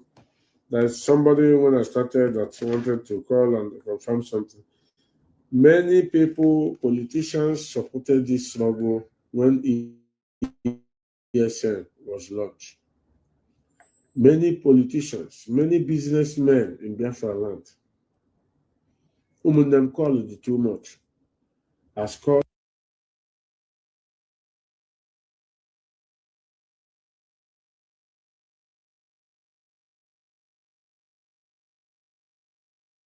He said that many people supported it when it was first launched. Many politicians, and you do not know.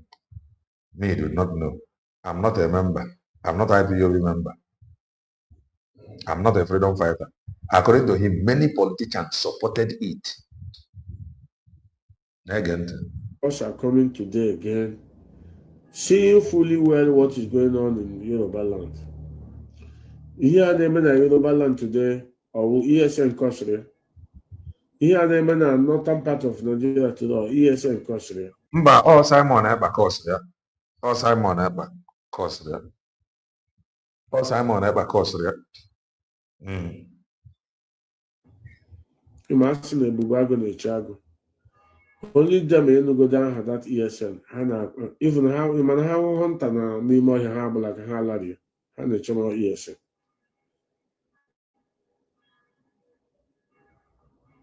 But our people today use corruption. Fine boy, Nnamdi Kanu, Benjamin Madubu. They use corruption today to want to destroy this ESN because of envy and jealousy, because Mazi Chinasa is involved and he refused not to be corrupted. They use gentle them. Today, Benjamin is working fully with the Butos of them and gentle. If you can know about Hana Akahana Mayana, but only wish this their Shabbat Shalom. This is their Shabbat Shalom. Utele Mazi Nnamdi Kanu, Anasia, Onishi, Butuo, Onishi, Kemeje here. The worst part is that he don't respect anybody.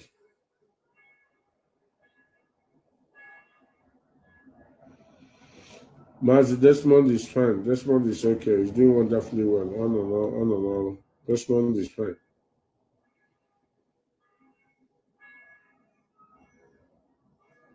Maybe Mazi Noah, I think Noah. Desmond is fine. Maybe today, somebody is saying that you are attacking Mazi Nnamdi Kanu. So, to attack China, to attack Nzulumika, to attack Abani, to attack Edoziem, only Mazi Nnamdi Kanu and his family. Other ones, nobody knows them. If any of these people had to mess up, well, I'm going to come here to say it. I'm going to rebel against them.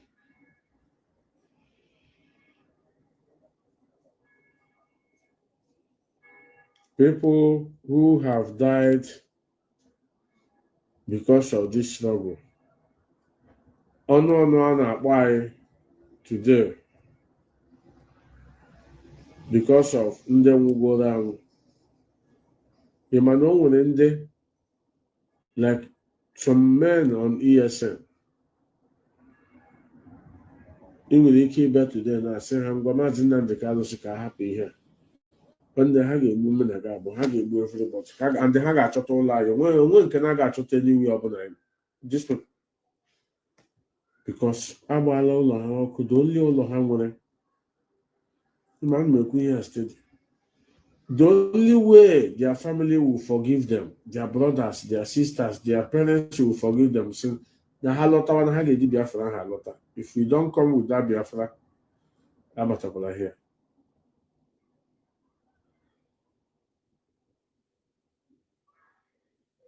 So tell me what you are going to tell these kind of people. Tell me what you are going to explain to these kind of people that Mazi Nnamdi Kanu should drop or he should go and join the Nigeria politics.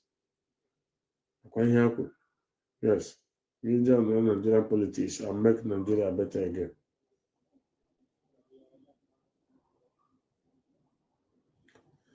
If at all, ordinary 500,000 euro is available to this leadership. Mazi, we are going to be talking about referendum now. In terms of we are going to be talking about referendum or even state district. Everybody govern your state. Under this leadership, but in Manandia, only PayPal account. PayPal, have you heard that thing into the mouth of an area before? Or you want personally eat that money on that PayPal account. Now we go in Kalunta ji gbado rime na Europe eji tọọ Europe.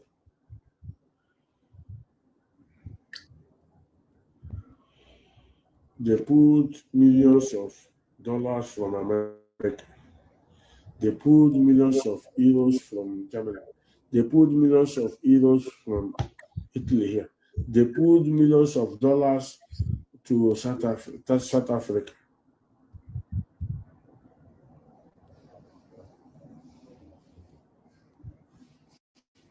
Here a na-agwa gị awụrụ naira, asị gị euros and dollars. Mana o nwere full country, asị gị full country na-enweghị ụdị ego IPOB nwere n'Africa during the time of Nnamdi Kanu. Ụmụnne m, you can go and cross check. Asị gị full country. O nwere full country na-enweghị ego IPOB nwere. That is in the domain, the hands of Mazi Nnamdi Kanu, Nnenneanya and his brothers. But they forget all those things today. What they are talking is DOS. Show me show me. Can Mazi Nnamdi Kanu tell me now to gather us together? In Anova. Yeah, we're going to move in home of Taumabu. Now the damage woman and ourselves can you Amarokwam no kwuru side ya onye nnoboro dị fa n'ọnụ Biafra chade nwa Chineke. Biafra chade nwa Chineke. Onye nnoboro dị fa n'ọnụ. But let's continue to hear. Therefore, like, if he doesn't take time, if you don't know, if he doesn't take time, because today, our people are rebelling against us today. Our people are very angry against us, that is IPOB families, because of he refused not to condemn Gentle, fine boy, when they go to Yoshimoto, Butozo. If you are saying, how can you bring everybody together? How can you make it work? When I can make it work, people like Omiomio, I can make it come together, people like Uchemofo. I can make it work, people like George Onibe. I can make it work, people like Iloanya. But I cannot make it work. I cannot come closer with criminal killers like Chento, Fine Boy, Memekalo, Butozo. I no go fit.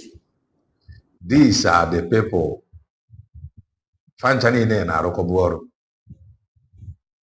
The only problem found with India was that they saw Mazi Panjoko with a good intention.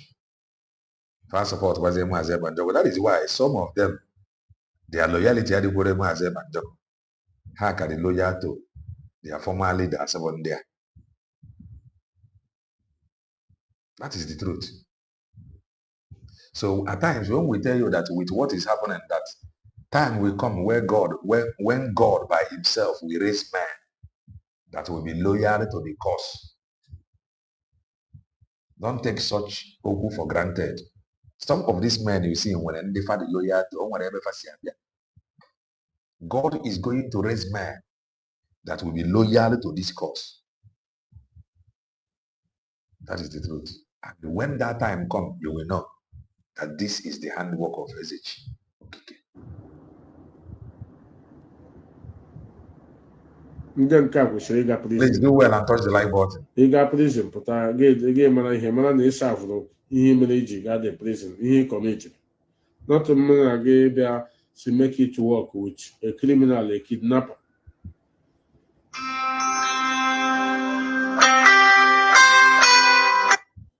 So that is what I'm saying today, and it's very, very important for me to say these things. So, come on.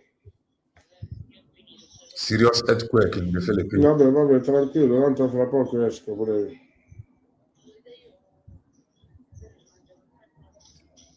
Va bene. Okay.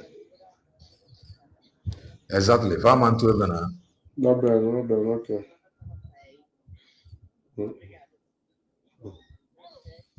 Sure. Yeah, I'm actually sorry for that. Normal. So all these things I'm saying today, they have tried make effort to deport China Shanworo. They have tried make effort, try to deal with that guy, try to send delegates to Kuwait. When ihe akwa n'obodo mmadụ nọgoro for 20-something years. China have been there. Ọ bịa n'obodo ahụ yesterday. Okay. Enwere ihe a na-ekwu na onye bugo ụzọ shiwe ite ga-ebugo ụzọ nwe mkpọmkpọ ite. Ihe mekwere Maazị Chinasa ji merie ha n'ọgụ a wụ na aka ya dị ọcha.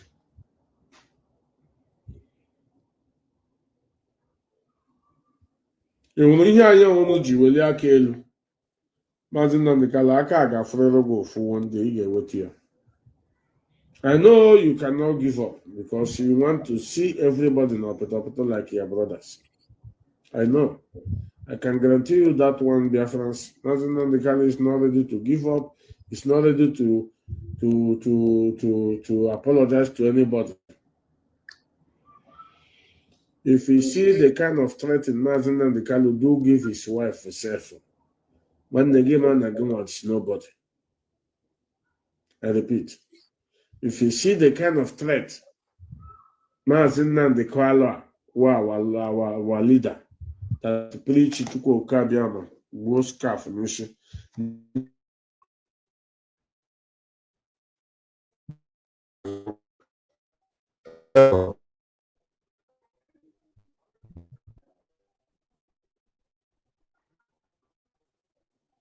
but this is a man who will see you doing good. He wants to remove you. This is a man who will see you maybe rising or try to help your people. If they want to bring you down, they want to eliminate you. They don't want anybody to go. They came with their heart in this room. Okay. Yeah, but once they see them that love is coming from Biafran, the Biafrans want to love them. The Biafrans are caring, as people are caring now, asking about Jonathan. Yeah, both allegation.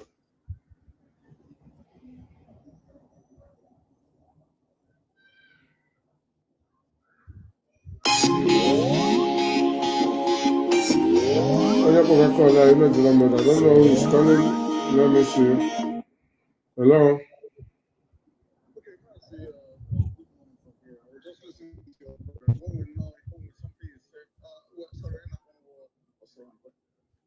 The reason why I called was because the reason why I called was because this when he the last comment you made, the kind of threatening Mazi Nnamdi and his wife. So that kind of bring me back to that time he was in court when they pronounced that not any life sentence. I remember the judge of Motoshaw when he said to him that this man is a very dangerous man, that he should not be in the society. That's what I'm saying. Yes. That this man should not belong to society. So him at that time when he said that, I was totally against his utterances towards Mazi Nnamdi Kanu. But as things start to unfold, now I see the reason why he made that comment. Nnamdi Kanu is a very dangerous man, to be honest. Very dangerous. Very dangerous, older man. I was discussing one of my friends. I was like, man, I don't know, just and remember, you sit back, you want to have a sober reflections or whatever on things that's going on in this struggle and all the whole hopes and everything. We have really relied because of how this man all started in the first place since 2012. So all the whole hopes, his preachings, his teachings, and the assurances and all of that. I was just sitting back. And just just was quiet. Just a little bottle of beer. Now I was just my friend. This one we did. I'm saying my brother. When we so many things that is just going on in my mind. That's why I'm saying my Mazi Nnamdi Kanu. Saying with the program that you made, I think it was you that made that program. That this man came into one of the this guy Okija. That this guy came into a club in Kenya, and he came in with either one or two girls. And on top of that, young one man with another girl. He wanted that girl. He called that girl. The girl came here with that $10,000 cash when he the girl. These are the things I was just thinking. And Nancy, this man. He's quite a very smooth criminal. I'm not gonna lie to you. He doesn't look like he could do some of the things that he's been portrayed of. You cannot even think he can do such things. You cannot think. What kind of a human being is Mazi Nnamdi Kanu becoming? And again, he may line up like Ejima and the rest of them. What is that thing Ejima Konye, Mazi Nnamdi Kanu, that he cannot let that motherfucker go? What the hell is going on? What's the problem with that man? Mazi, because Mazi Nnamdi Kanu like only did dirty like him. Once you are dirty and you are issue to go on, let me tell you, Mazi. You know, when that time we are growing, they tell you about secret courts. Once you want to go and blend, or even on court, on school court, they say your friend, I go feed you. When you come reach there now, they go tell you, say, see the matter. Now your brother or this one, you go say, but you know, explain me. I no go do again. They tell you saying a lie. You don't enter. You don't enter. I don't know whether I remember this movement now. You don't enter. You don't enter. There is no going back. This is exactly what is happening with people surrounding Mazi Nnamdi Kanu. Once you are good to corrupt, Mazi, don't enter. Don't. A lawyer cannot talk ill about Nnamdi. Nnamdi cannot talk ill about a lawyer because how do you go compromise and corrupt from the government? But the issue now, why are people asking for the DOS to come and rescue him? When from his hand, because he's not even trying to play that game closer to like, I need the help of the DOS, from the predicament I'm into right now. I think the only people who are capable and able to rescue this man are really the DOS. But due to his high horse and his his pomposity and useless stubbornness will not let him, try to bring himself down and say, you know what, I give up.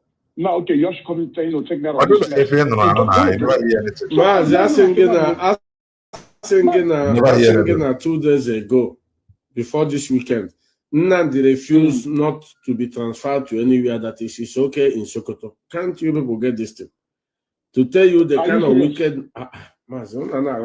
I say when I'm doing broadcast, listen carefully. I give vital information. I might not analyze the information, but I can give information.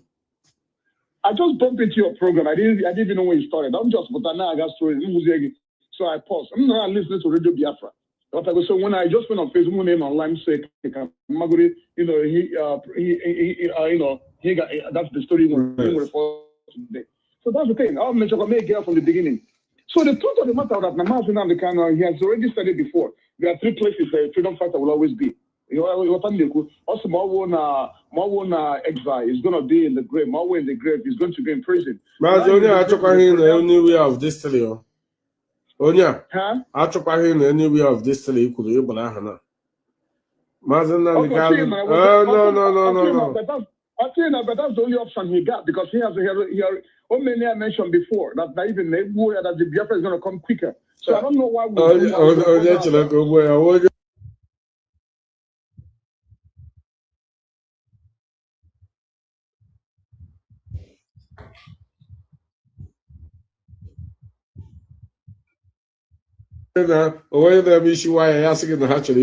Since he's in Sokoto now, how many times since the DOS is no longer involved in anything concerning Mazi Nnamdi Kanu fully, like the legal team and this Sokoto now, Mazi, just analyze and flash back a little bit. How many times now Mazi Nnamdi Kanu you see that all those things was scam all those days. Abederegi is sick, he want to meet the doctor, they refuse. Mazi Anmajono now. What is going on now? Why is he okay? Just up Nnamdi Kanu okay now. It's no longer sick. It's no longer I want to go and meet doctor. Mazi, we have a lot of things to discuss with them. Thank you so much for your time. Thank you, my brother. All right. So one of our wonderful brother, men that came with their heart in this struggle, men that show concern, most of them in America, most of them in Canada, all over. But today,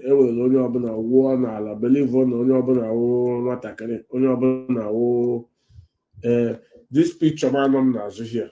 Yeah, 20 good years of marriage.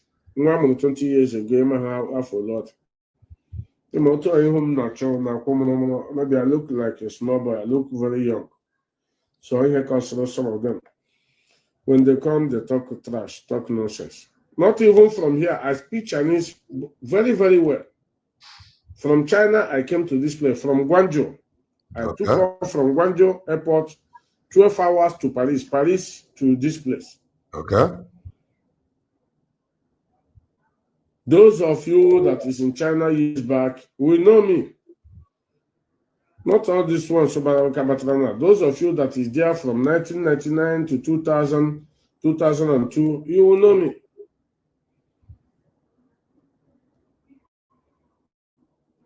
I put my brother today.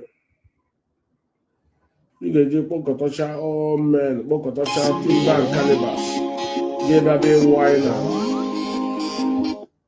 Hello? Hello, Mazi Keke. Onye Deku. Ndewo Mazi Keke. Oh, Mazi Akas. I know the information you are trying to educate. Ndewo. I hope I'm coming out loud. Very, very clear. Very, very clear. Mazi Nnamdi. Okay, Mazi Keke. Fellow dear friends, my name is Mazi Akas. Ezoku, not in this Ija no email. Ibra one chance, and the one chance I Ibra. Oh, I know IPOB, I know dear friends. They made this one chance Ibra. Whether we will survive on it, or we are not going to survive on it. It is very simple. Yes. In high this year, to let Mazi Nnamdi Kanu know, it's very simple. Because do you know what we are saying this thing? How come I can't answer the hello over Mazi Nnamdi Kanu? Yes. I lost.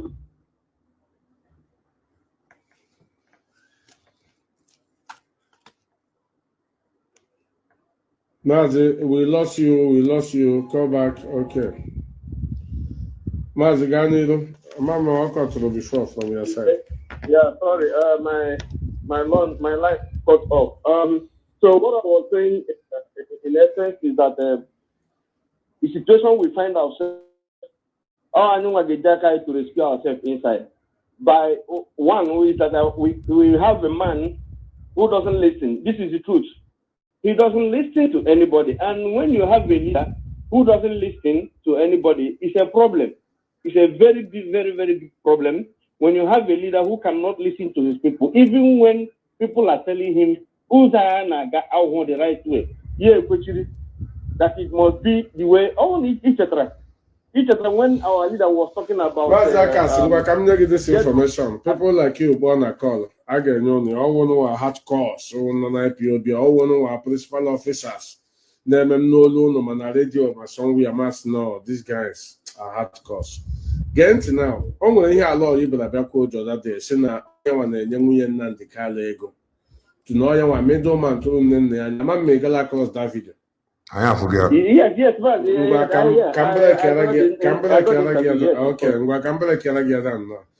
Mazi Nnamdi Kanu was forcing the wife that he won't join them on their own part, otherwise, no Ghana in ego. 1 year, mgbe get together in Italy. That woman anwụcha na afọ ya niile zara aza. The operation that name ya, which I don't want to call the name, but that's everywhere. The woman was swelling up.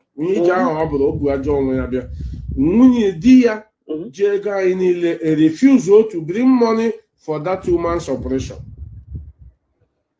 What about the wickedness in Agoni how? He refused not to bring money for somebody who is dying for her own operation. Mazi Nnamdi Kanu couple. When the women here made here, Simba, I need to call European reps here only Simba. That's why you see, I don't want to go more deeper on that issue. When you had to survive for you today, the thing can you major operation Ebuwa. Mazi Nnamdi Kanu 1 year will quit the thing after operation near with nakedness 1 year with any let's go near Kajiba the woman saga. That's why you see we quickly release release that information na the woman operation. Why the woman respond to vaccines? Why is it that now the brothers of Mazi Nnamdi Kanu have not responded to the woman since? Because according to you, it's na Mazi Nnamdi Kanu were the thing Nyomunya Kafa were the woman saga. And I can't follow any saga from home. I can't follow them release anything. How true? Kifine put it. Elysia.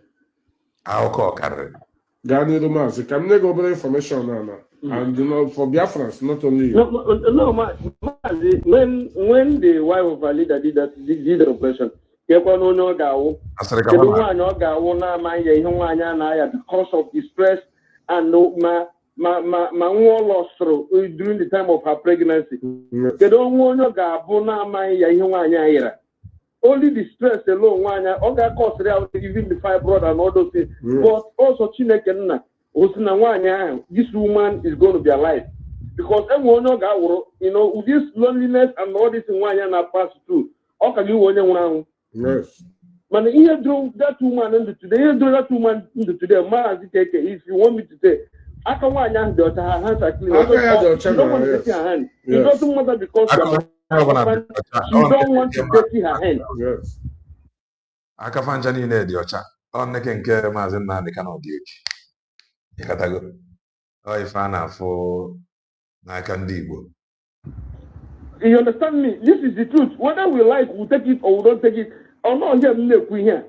You understand me? This strong line on email on all the open. Mazi, when they want to get the hand of this woman, Mazi Akasi, when Dumanji Matahina, as again at 2017, these people are in because of Omiomi and Iruania. Now, follow Quebec, Ghana, Imanawanya gave with a gonia, a getman. Darlington Nodiao, Gagasotoria Mama put. Mama Nnamdi sent Oma Kagachirenia and a gate, she's here. Oh, onion no. I get now we take her own money to give somebody. And Omanjan Wafia Gotan Nibiasia. Mama put to go gaze in Mados. Konya Gagotaria. Agoka Karia. Custom Mama put, that's 1,000 Mama put a jacket choir. Yaga one Mazi Nnamdi Kanu.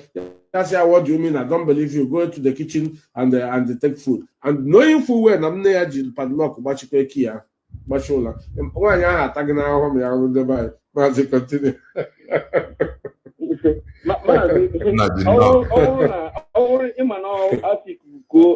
They now love the wife. Even when that woman reviewed that thing, 2017, yes,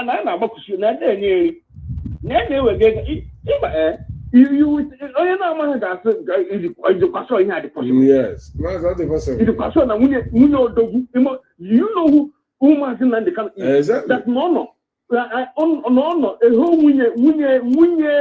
man that we reverence and love so much. A man that will speak, people will listen. Yes. Captive. Even I don't care about the kitchen. Do you know what? Here we get in a very high place. Mazi fine boy, Metra Bayo Bukwa Surf. 1 year Metra with a 1 room, construct as a kitchen in KO so that you can avoid them. Fine boy still come to that kitchen. Fine boy here I want Nnamdi Kanu. Mazi Alumene, I don't know how we enter into this camp. Why is she still hanging around with even on now and she still hang around that name Oku Kanu? Gini ka ọ na-achọ ntu ọ sị na ya bụ life coach ka ife o ji coach ndị mmadụ ntu esi akọ ife a na ọ bụ ya aka mma ọ dị afọ ụmụ nwaanyị ndị ọzọ na divorce difa and they move on ka ezi ife ọ ka ji wee hang ya on. Mazi Nnamdi Kanu ọ bịara ebe nọ do not trust her. According to you, the family they treat her bad. Why is she still hanging around that family? Why no matter why move on? Oh, the reason why you move on or fight for divorce, but now she's a good woman. She's a very nice woman. So I know that all your mother love we want this Biafra,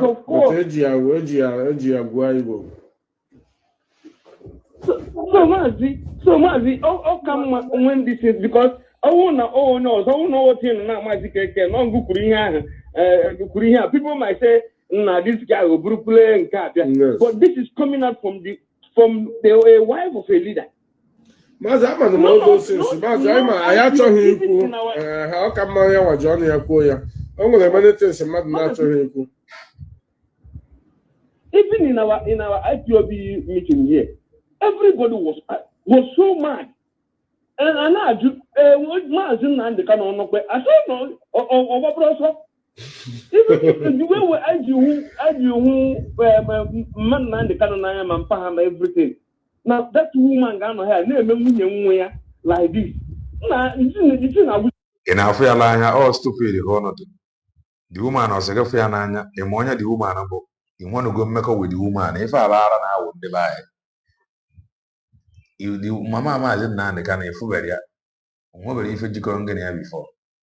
In other the way you were fair nanya. In the man focus on Biafra, you know, I call Sam. Go beyond. Man, Mazi ga-agaju ndụ aba Mazi Nnamdi Kanu mmanya na-aga ana price of IPOB materials. You ga-ewetara ya ahụ n'aka. Mazi enwere militants a na-achọghị ikwu. Since they want us to be addressing all this matter, I don't say you can ask fearless. Fearless ha nwere there. It is to tell you that you have family business. Unbelievable. Family business, right? Unbelievable. You can swear. Yes. Also, no family business right from time. Now, commerce. You gotta go. And the wife is benefiting from the family business. Huh? No, when the king on Nelo work, man. Man that even ordinary those I don't have it. Also, yes. You won't believe it. Yes. We win. Man, not the man also not win yet. That's a whole win. A man that's leading almost 70 million population. Like all you would do. A whole don't want. She couldn't find a food in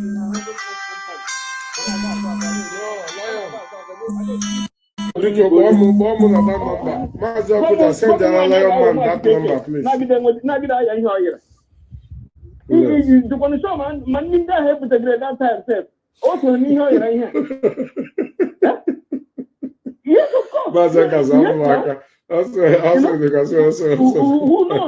Who knows? Huh?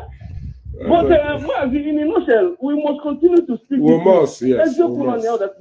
Mazi Nnamdi Kanu have made us to be bold, to speak the truth, without looking more way. Even Mazi Akoku ya na court self. Before court Okuri also be fearless in front of your enemies. Say the truth always. Okay. Mazi Oruze na family asaghị ekwule the eziokwu. But the moment you go eziokwu Peter Obi no dị mma. Ifeanyi Ejiofor dị mma. Monensi Nwike dị mma. But Oruze na nke fine boy na nke nwoke alụ nta na nne ya anya asaghị meshon Mazi Mbano. Ọwụ otu esi zụọ m. No, Mazi, we are not trying to prove to Mazi Nnamdi Kanu that now, and we are proving to every Biafran that is still alive today, watching what is happening in IPOB. It doesn't matter whom you are. If we can treat Mazi Nnamdi Kanu his fuck up or his face called in, or you're not able to come to IPOB. Even the current GOS today, if any one of them fuck up, Mazi Nnamdi here. I know you have the same person. Yes. This is IPOB. Because their wickedness is too much. Mazi Nnamdi Kanu nọ here n'ihu onye ọbụla. Kanu nta dị bold. Si na ọchị na-asagburu Ikechukwu ugbu a. Nnamdi Kanu have never said anything. But imagine this GOS now. Mazi that thing na-ewe m iwe ọ ka na-ewe m now. These people motor ha shigbuo that Ikechukwu ugbu a because of he refuse not to submit Abia State to them, not to submit Biafra land to them. How to get the other guy with the help of Simon Hegboya. Shikwe Nazo, the same thing as I actually Igbo. Shikwe Nazo, boy, I see an oak when on Nigeria government. The man said, no, I will not. na ma ndị gburu Ikechukwu ugwu ọkwa onye ha ji again bịa sị na onye nwa gburu betu ụnụ kpọrọ ya n'azụ si ya kwuwe na ọ Nigeria gọọmenti ya ajụ si na ọ ga-ekwu ya maazị nwere arụrụ ala I will not be part of it. Ndị a I will say the truth always regardless of anything involved.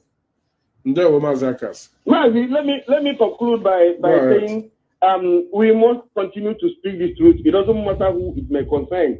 Mazi Nnamdi Kanu ebe ọ nọkọta ọ ga-asị chai so this will can be bold enough to handle me in this way. Na mess it up. Ọ bụ otu a ka anyị ga-esi handle anybody. It doesn't matter whom you are. If you compete as if we find you wanted, the same what you are saying today, we will say it to it doesn't matter who it might be. This is how IPOB is wired. Up in the US and IPOB have his mind of his own. Maybe you might not hear that here feel but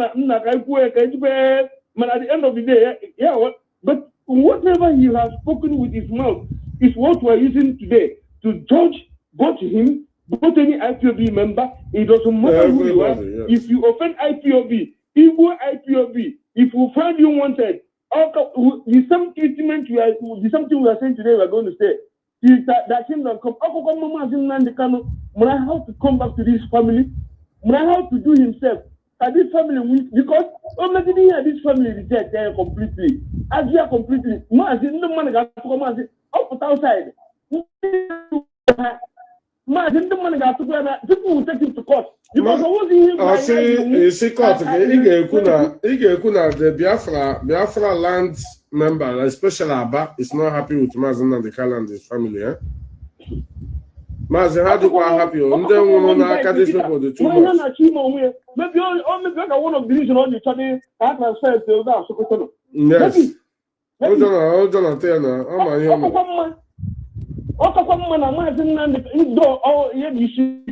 Even I got so carry myself now. And now all one I can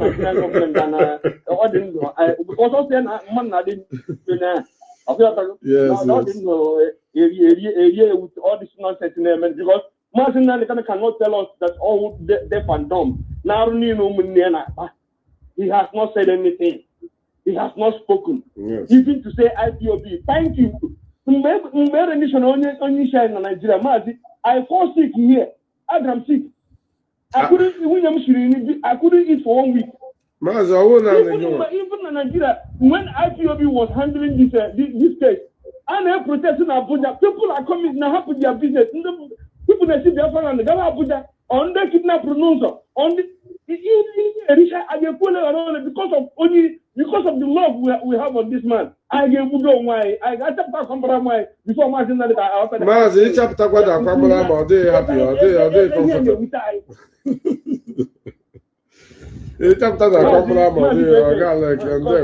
Continue the gospel. We won't stop until you might have when we won't stop. This Mazi Akas, one of our comrades. Like I said, because our brother, under our lion man, because send the army at that number. This program, so I can be able to do anything on that particular thing. So here I wanna ask on the I'll say, be fearless in front of your enemies. Say the truth always. Ima show you well. Nnamdi Kanu say ya wona no mba na aga n'ihu ọrụ those days. Mba na aga ebige ndị ihe a ihu akwụkwọ washi. Mazi Nnamdi Kanu dị mmadụ ya ka aba gị ije because you know how to talk, you know how to convince people. Chawa gị isi nwanne gị igbo ọdịrị. Be fearless in front of your enemies. Ya na-atọ. Regardless of who is involved. Help your brothers. But always in your family, nobody should be fearless. Nobody should talk about it. Always in Nnamdi Kanu, we should not be fearless. We should keep mute. Don't ever say it. Don't ever say it. But say it. Say it, Igboya. Say it, Igboya. Olu na nkọ form agbuo ya because ndị ka ha awatara ha na nkụ ọwụghị nwa mmadụ ka ha wụ arụrụ ala ụlọ anọgoteka arụrụ ala ụlọ. That thing you taught us how to be fearless in front of our enemy, how you can be boldly as a leader, come out to condemn Peter Obi, condemn Nancy Nwike, condemn Dave Umahi, condemn even your brothers, condemn Ojos Okalo. That is how we, you, as you walk school, for you, you think that we are stupid, we don't learn? That is how we are going to condemn your evil ways on this struggle, from you down to your brothers, your siblings. One day, go to Shimoto, Atoyanga for 3 good months. On whenever a press release, on whenever a lawyer, Jimakoni, Onyoshi, very Barbara Bakoya, on whenever any news, because a fine boy, Diego, sort of everywhere, my BBC, my Sahara reporter, Gabriel. Every fucking media gave me. Diego Minaga about shot to everything down. Actually, was from Abuja Airport. Now, each other now outside the bush up here. You will come here to tell us more to us about. Hello. Mazi Keke, the answer. Last time on the performance of the Daumo and IPOB member here on oath, double oath, on oath. No, Mark, double oath. If we're open here, Mazi, I feel man, I need to open here. More of Mazi Nnamdi Kanu. Or say, anyways, I use the incident. Yes. If I didn't cope here sometimes, so I don't know under the spirit. I want to nature. And the kind nature that thing is signal on the poor. So you have one nature. I mean, I hear what the woman this thing now. With all the things, so I know for our leader name. Can you our leader oath? Can you administer oath to him? Because I only will answer to this. Mazi, Mazi, the problem. I would like you to. Mazi, I'm respond to this, but I won't have a church. I know this show we have been asking the question, even how to go the leaders, the IPO, DOS. The problem.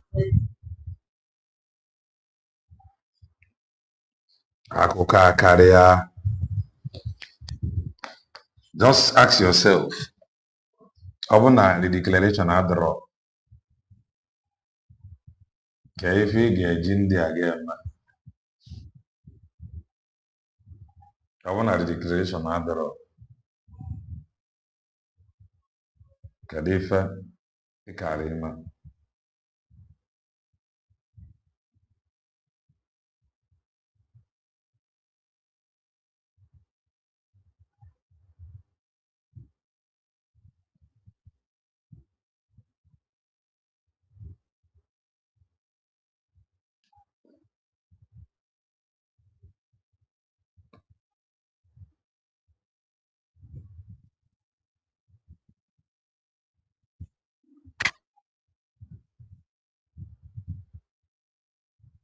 The one no, I'm good.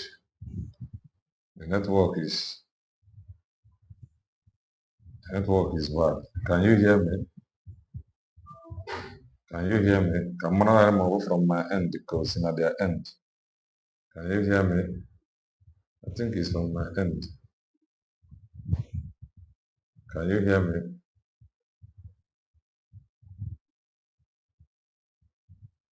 Can you hear me?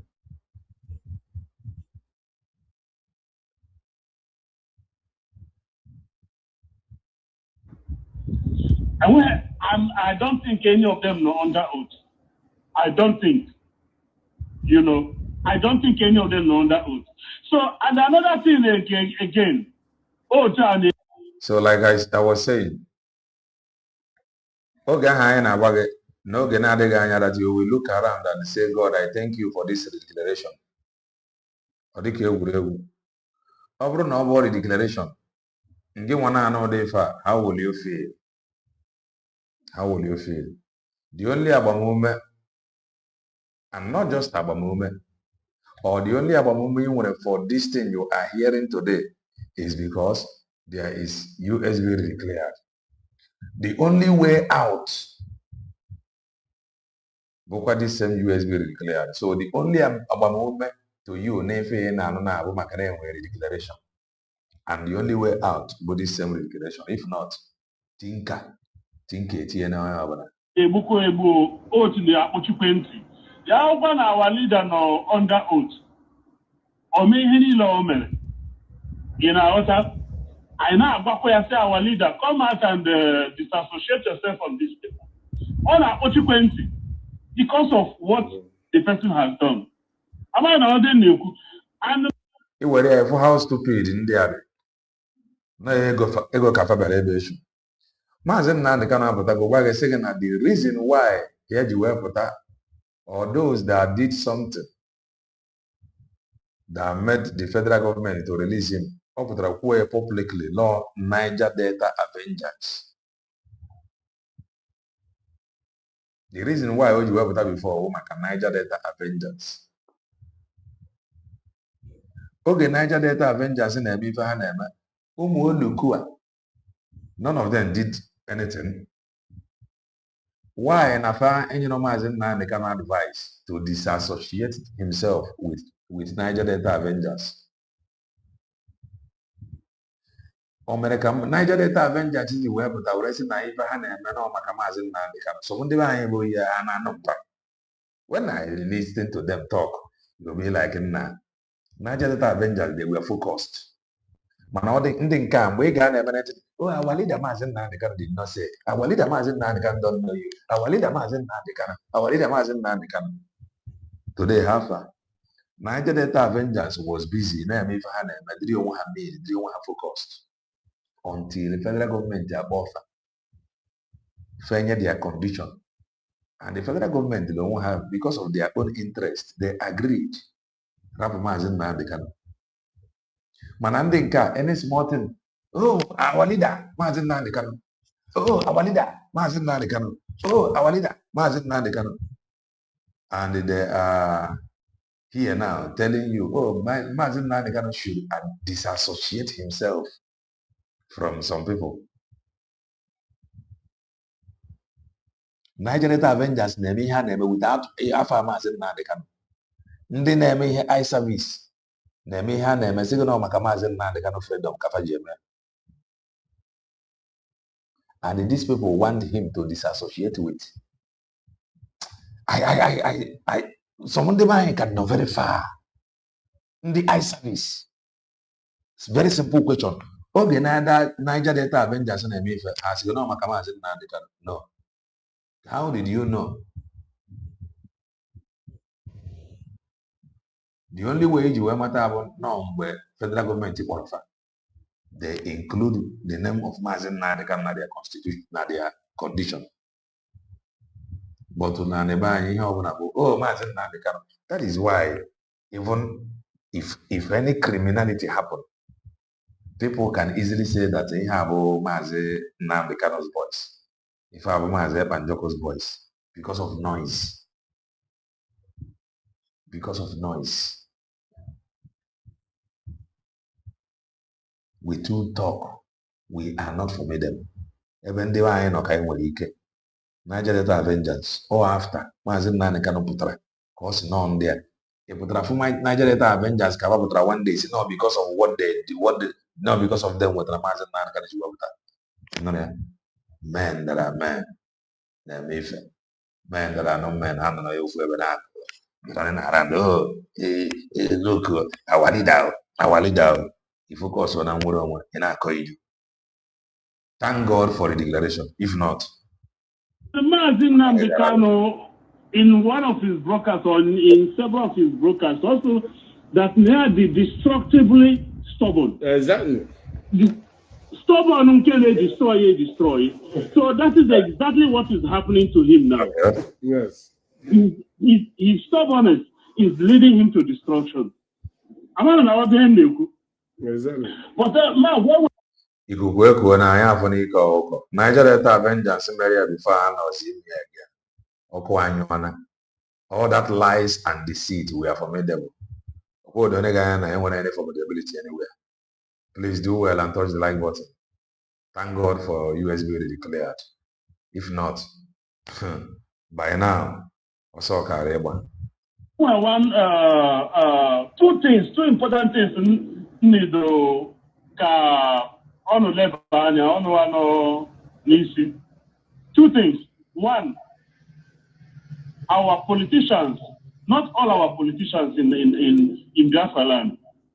A lot of our politicians I'm having our new. So my like this is my own opinion. Our leadership, amend because all medicine I product no IPOB. In our new. So I would like the leadership to find a way in our new. My understanding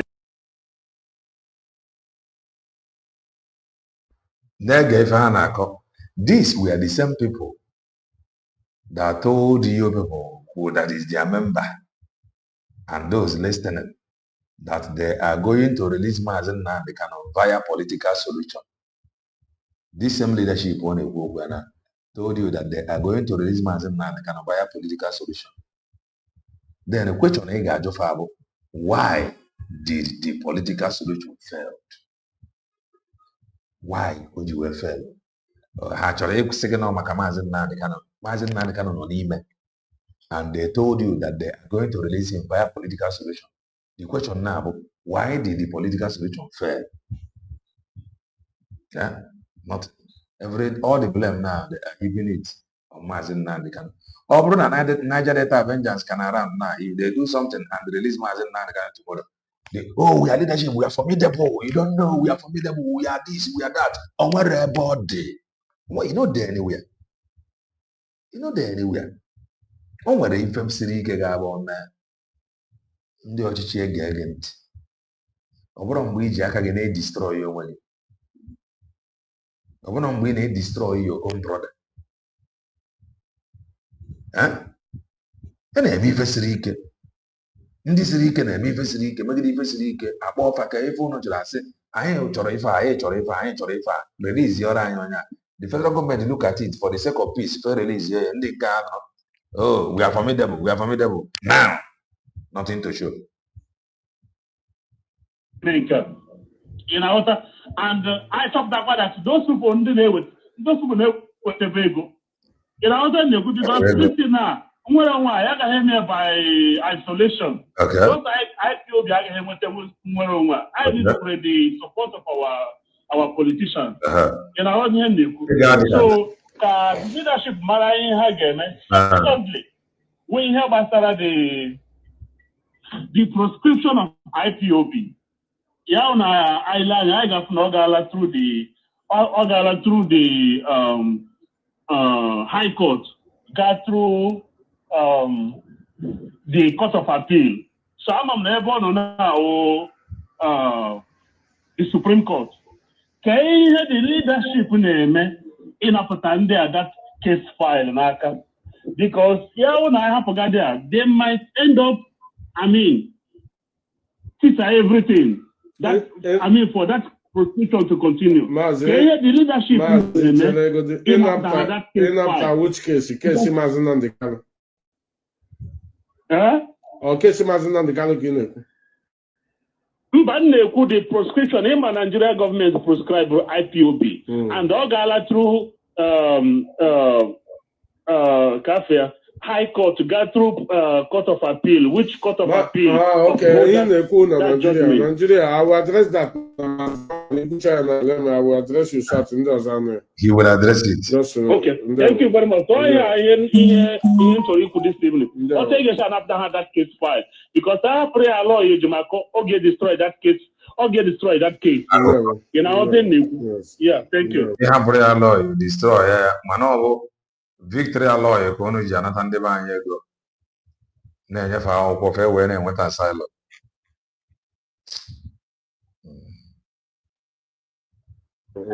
Mazi ihe gbasara datin wụ na onye maka a na-agwa gị onye maka a na-ekwu okwu ihe mere eji ebega akwa ihe gbasara dat proscribe you can prescribe Ndị be anyị nọ South Africa ada n'obodo Bongo now. Some of them have just landed. You can win this case of a country who proscribed you, which they know that you want to divide that country. At least the only place they can hold you ransom is by that particular proscription hammer. Okay. IPOB as a T group. You know, so if you see they have tried it to many countries, Western world, or issue for them because the Western world knows the truth. And they know even the things are even affecting us in some of the countries, which if you go to do something, they will tell you, no, that your country prescribed you. So this is also organization. Okay. But they doesn't care. They will give it to you as an advice.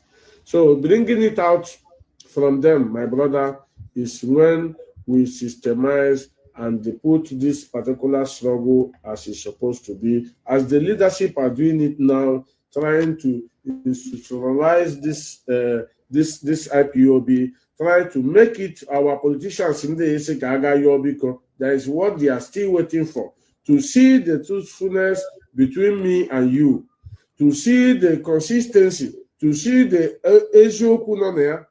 from me and you before they can even listen to us. But if you think that you can just go that way after all the bad experiences they have getting from Mazi Nnamdi Kanu, Mazi onye obi ya na-eri nke ọjọọ. Obi fe na-eri nke ọjọọ, ọkwụ ọnụnwa bụ ndị si na political solution. So o nwere plan unu emenizie at least ọ sị na unu ejigo political solution wee gbapụta Mazi Nnamdi Kanu na ọpụta unu na-enye ya advice nwoke ịkpọzikwere these politicians n'ọnụ ịkpọzine fe afọ ọjọọ not through them ka isi wee pụta before.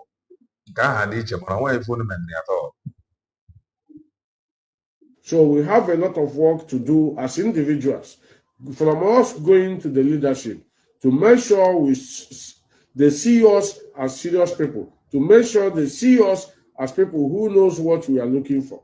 Mazi, you didn't surprise yourself. We don't need all these money to forward this struggle, because ndị politician bere ya Nnamdi Kanu na ụmụnne ego karịa izu today iji enweta this Biafra. O nwere country na akwụole m ya when I started this program. O nwere country nọ na this African countries. I don't want to say Europe or Asia so that we don't exaggerate it. O nwere many thousands of or even 10 or 15 countries in an African country na-enweghị ụdị ego IPOB nwere. As a full country, they don't get them. And ụmụnne ya are eating those money today. How do you know? No evidence. To lobby with women, buy goods to women, buy Lamborghini, buy houses, buy train their children. Enweghị ị ga-eme ha. If ya nwekwa ma dị ego nọ.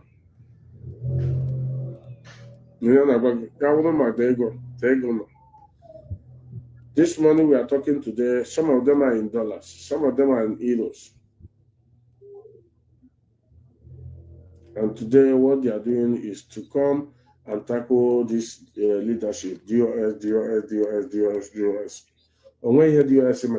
The only thing they want to do is to destroy this struggle because they know that as he betrayed, he was wicked because Mazi Nnamdi Kanu, you are the first betrayer. Okay. You are the first betrayer. It's like I need one deal. Wazirika is our brother. You are our brother. Our opposite anyone about your question, while I'm on oath. I don't know whether you're on oath. I don't know whether fanboy is on oath. I don't know whether whether Kalunta is or Otu. Give Bachon can be support. No. I'm on Otu, so I will say the truth. If we talk about betraying here, Mazi Nnamdi Kanu, our leader, all of you watching me here, all of you, Mazi Nnamdi Kanu, our leader, is the first betrayer of this struggle. Not Uchemofo, not Omiyomio, not others. He started it from Wazirika. He came here, his brothers were shouting their mouth, blah, blah, blah. China Sangolo collected the radio. China Sangolo former. This one not query. But most of you have saw that thing Wazirika said. Now, you will not go analyze it. You will not go and listen. Because he was living in London in Western world, here they just already onye ọzọ butere ya register ya n'aha ya ndị ga-ebu nna ha ụzọ amụtadị ọkpara. Mazi Nnamdi Kanu today will come and tell you the Ezes in Biafra land are stupid. They are really the warrant chief. This one, Yana Aba, warrant chief. Hope Uzodinma gave them Eze and they are talking rubbish. Mazi Nnamdi Kanu, our Joseph Kanu, Nekulen Nagezeo, Makadikwa Mama. Also, when the same categories in there in castigate. The princehood today in Afaro Quebec is not rotating because Yobopoji, Omooma, and the threatening of IPOB, not threatening the village. Nobody talks in the village. Threatening them with the potentials and because of influence of what you people know. Joe, for a long time, no. But we know all these things, we keep quiet.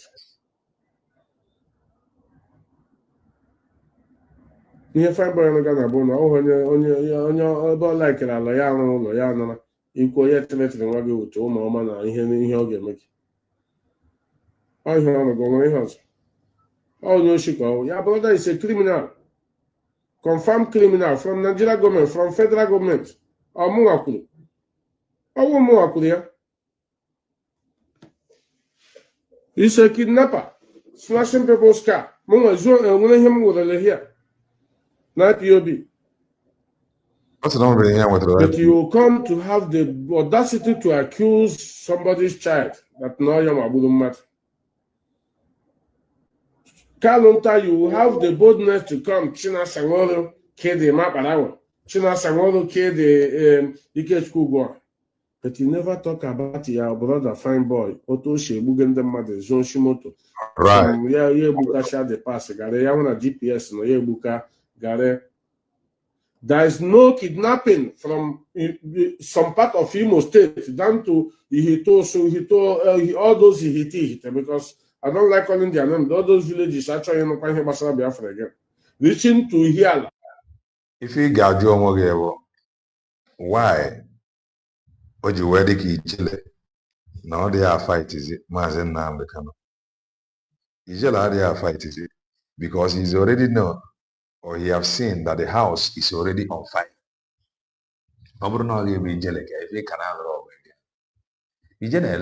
house is already on fire. Those that once told us that Mazi Nnamdi Kanu is their Jesus, is their Messiah, they are now the people that is after him. So you just have to back out. And allow them to do their thing. Ofugo na ndị ya na Mazi Nnamdi Kanu na-arụkọbụzi ndị dịzi more angry than ya nwa bụ ijele. That is the truth. Ya ka o jiri kwuru nwaanyị na kpuoro onwe ya. That a ga-aga kidnap mmadụ anaghị agwa fine boy. Ọ ịpụta ijele kwuo okwu iburu ya n'isi. Kemgbe niile ijele si agba Mazi Nnamdi Kanu tako. How many times can this DOS that you believed that is working with Mazi Nnamdi Kanu, how many times can any of them put a group condemn more Ijele? And you believe the name of leadership. How many times can any of them condemn over Ijele? Can you remember? Nobody there before. How many times can any of them put a condemn more? Ikenga Uruagu. Far condemn, man, but the problem with the Ikenga Uruagu. You are not a member. You are not inside the DOS. Man, if we can get now, what are no. Man, the people that under board of to defend Mazi Nnamdi Kanu and the leadership and the DOS putting in place, they are not doing so. Under board of the defend them from Ijele. They are not doing so. They are fighting him. I don't think so. That is old video. That is old video. I think that is old video. I think that is old video. So we can't current one. I don't know what. I think that is old one. Ọ ga-agwa gị ndị kwụgoro ụgwọ na ndị na-akwụbeghị ụgwọ. Ọ ga-agwa gị this family hapụ ha settlọla ha. This one settlọ. The brother of Mazi Nnamdi Kanu. That ha ga-abịa today. Ihe a chọrọ ịnụ ihe ndị a wụ n'ọnụ chi na sashat ka eweta ya gbuo. Otu ọ gbakwara n'ụlọ nkịtị ka mma sef. Ka nkịtị gbagbuo ọlọfie. Otu ọ gbara n'ụlọ nkịtị ka mma. Ka anyị nwa na-ekwu ya. Enwa na-ekwu ya. If you people believe that you are heartless, I'm going to end that heartless more than Europe. I'm going to Libya for them to survive to reach this. So okay. Those type of men, even Ishi are they correct? Ishi Maria. If you think that all of you can intimidate us because of what you gave to you people, you are owing our money. We made you people, the influence you people think you are today. Go, like I said before, go and watch the picture of Kanunta 7 years ago. Go and watch the picture of Fine Boy 7 years ago. Today, how they are charging or Chabadimba. Name is a big boy, which money?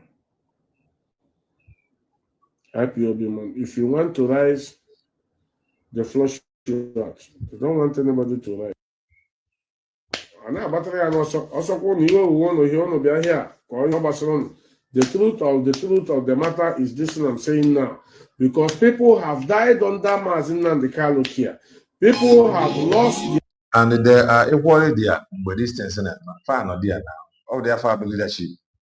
Fan but also part of their life under Mazi Nnamdi Kanu here. People have killed people under Mazi Nnamdi together with his brothers. So, I got what I also. Hello. Hello. When you see Mazi KK, I hope I'm coming out loud and clear. Very, very clear. He sent his name, he sent there. Get up, your voice. Yeah, I said you should send this number to Lion Man or Jordan, but go ahead. Okay. Okay, go ahead.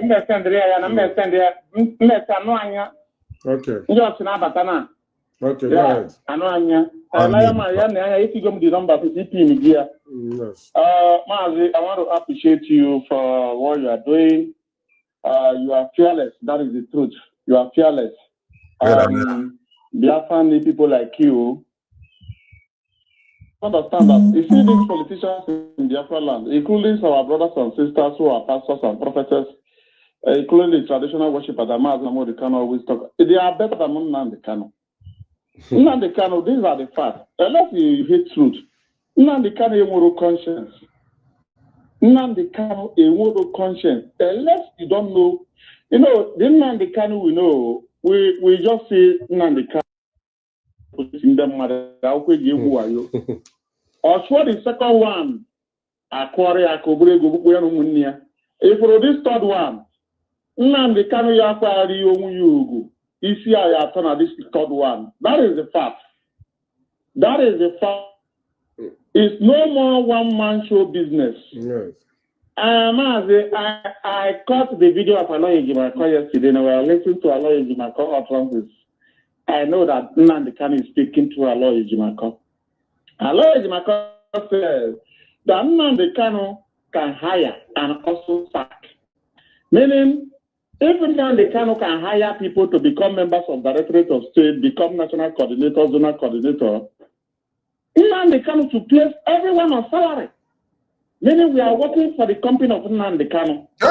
So we're supposed to be on salary. That is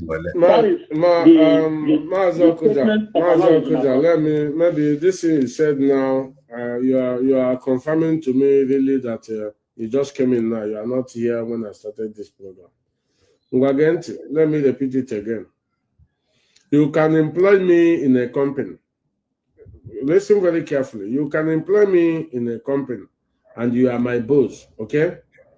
But any day you allow me to buy share into that your company, buying share of almost 70%, and you are having 30%. My brother, you cannot pursue me again. You cannot sack me. That is true. That is true. Okay. You are right. So the IPOB family have 70 to 90% of the share of IPOB. Nnamdi Kanu cannot sack anybody again. Cannot sack DOS. Are they possible? It's not a family business. You are right. So let me round up. So if you have a adage of a particular tribe, this very adage is very powerful. In English, it means you can decide to lure people into something that you never believe, like oath. But in your mind, you think you are deceiving the people. But you don't know that in the realm of spirit, that very oath you brought out, thinking is essentially become coordinator, and at the same added power to it, because you are fearless. You are fearless. There are people who don't understand why you are speaking, because the information in your public domain, that is the reason Mazi Nnamdi Kanu, it makes you say you are the head of the gangster, blah, blah, blah, blah, blah, because you are hitting Nnamdi Kanu very, very bad. And I believe this night is watching you this evening. It's not going to sleep because you just reveal certain things that Biafrans need to ask questions. Thank you so much, Mazi Nnamdi. Dave, would you see it? I really appreciate it. Yeah, yes. You know,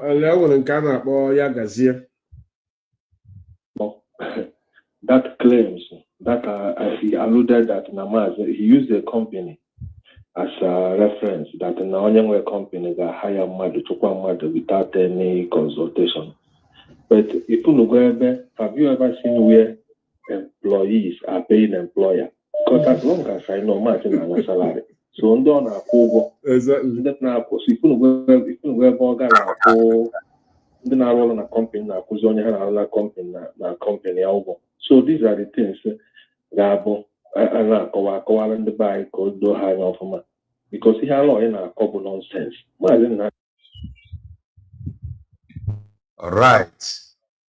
On I have 3 hours. 3 hours not here. And the program can occur for almost 1 hour plus. Okay, for almost 1 hour. Why not 1 hour? Mara no where. Man, even when get ready, like I said. When get ready. Because you will still see more of this.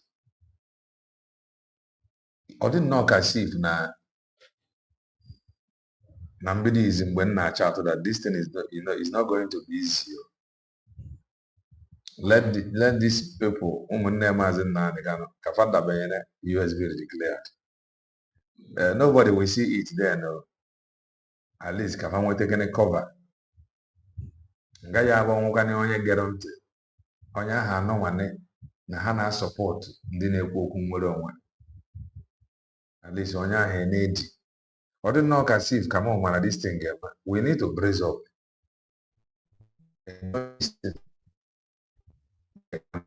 For freedom. No matter how you look at it, I'm doing one year save Mazi Nnamdi Kanu.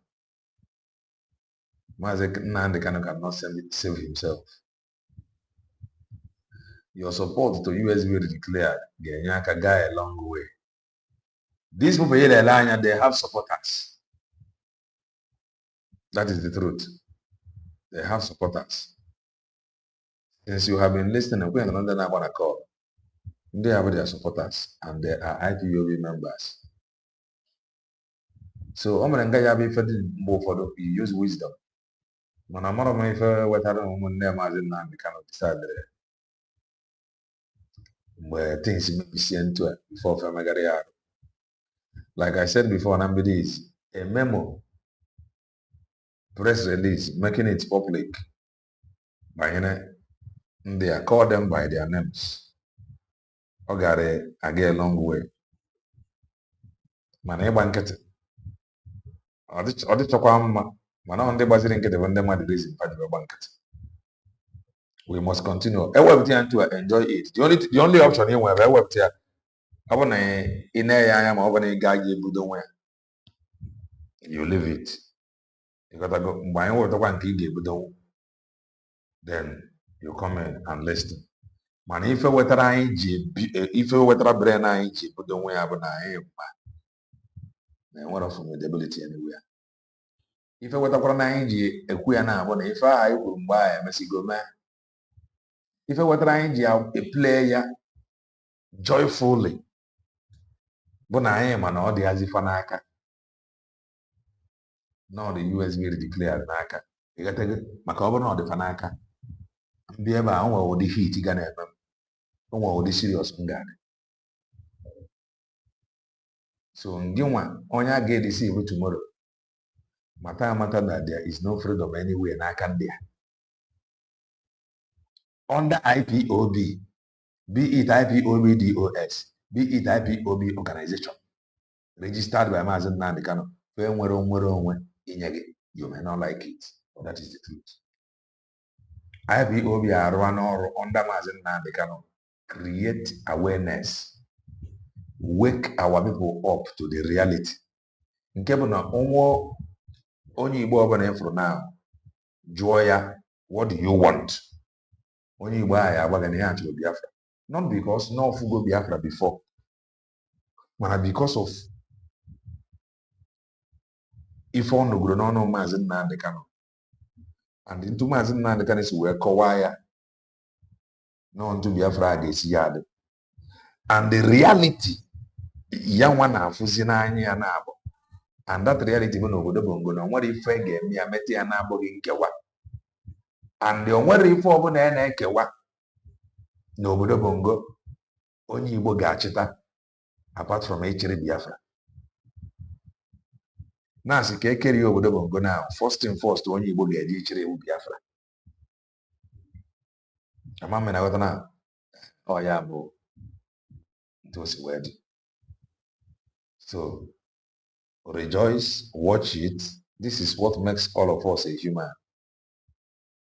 I got an area and thank God for where we are today.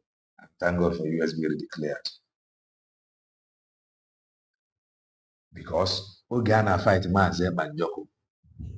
Many of you, Mazi Banjoko were an enemy. The reason why I fight here because he have stopped their business.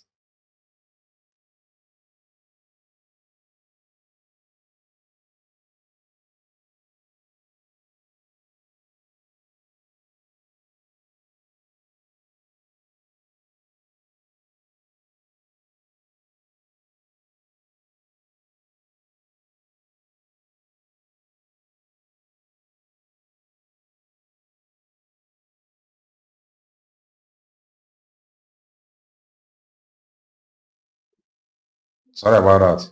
So all of them, they were all together in this. Join us probably in less than 1 hour as we come again by the Master Prophet and Acharugo. We must continue. So we'll be saying, do well and touch the like button if you haven't done that. Stay blessed and bye for now.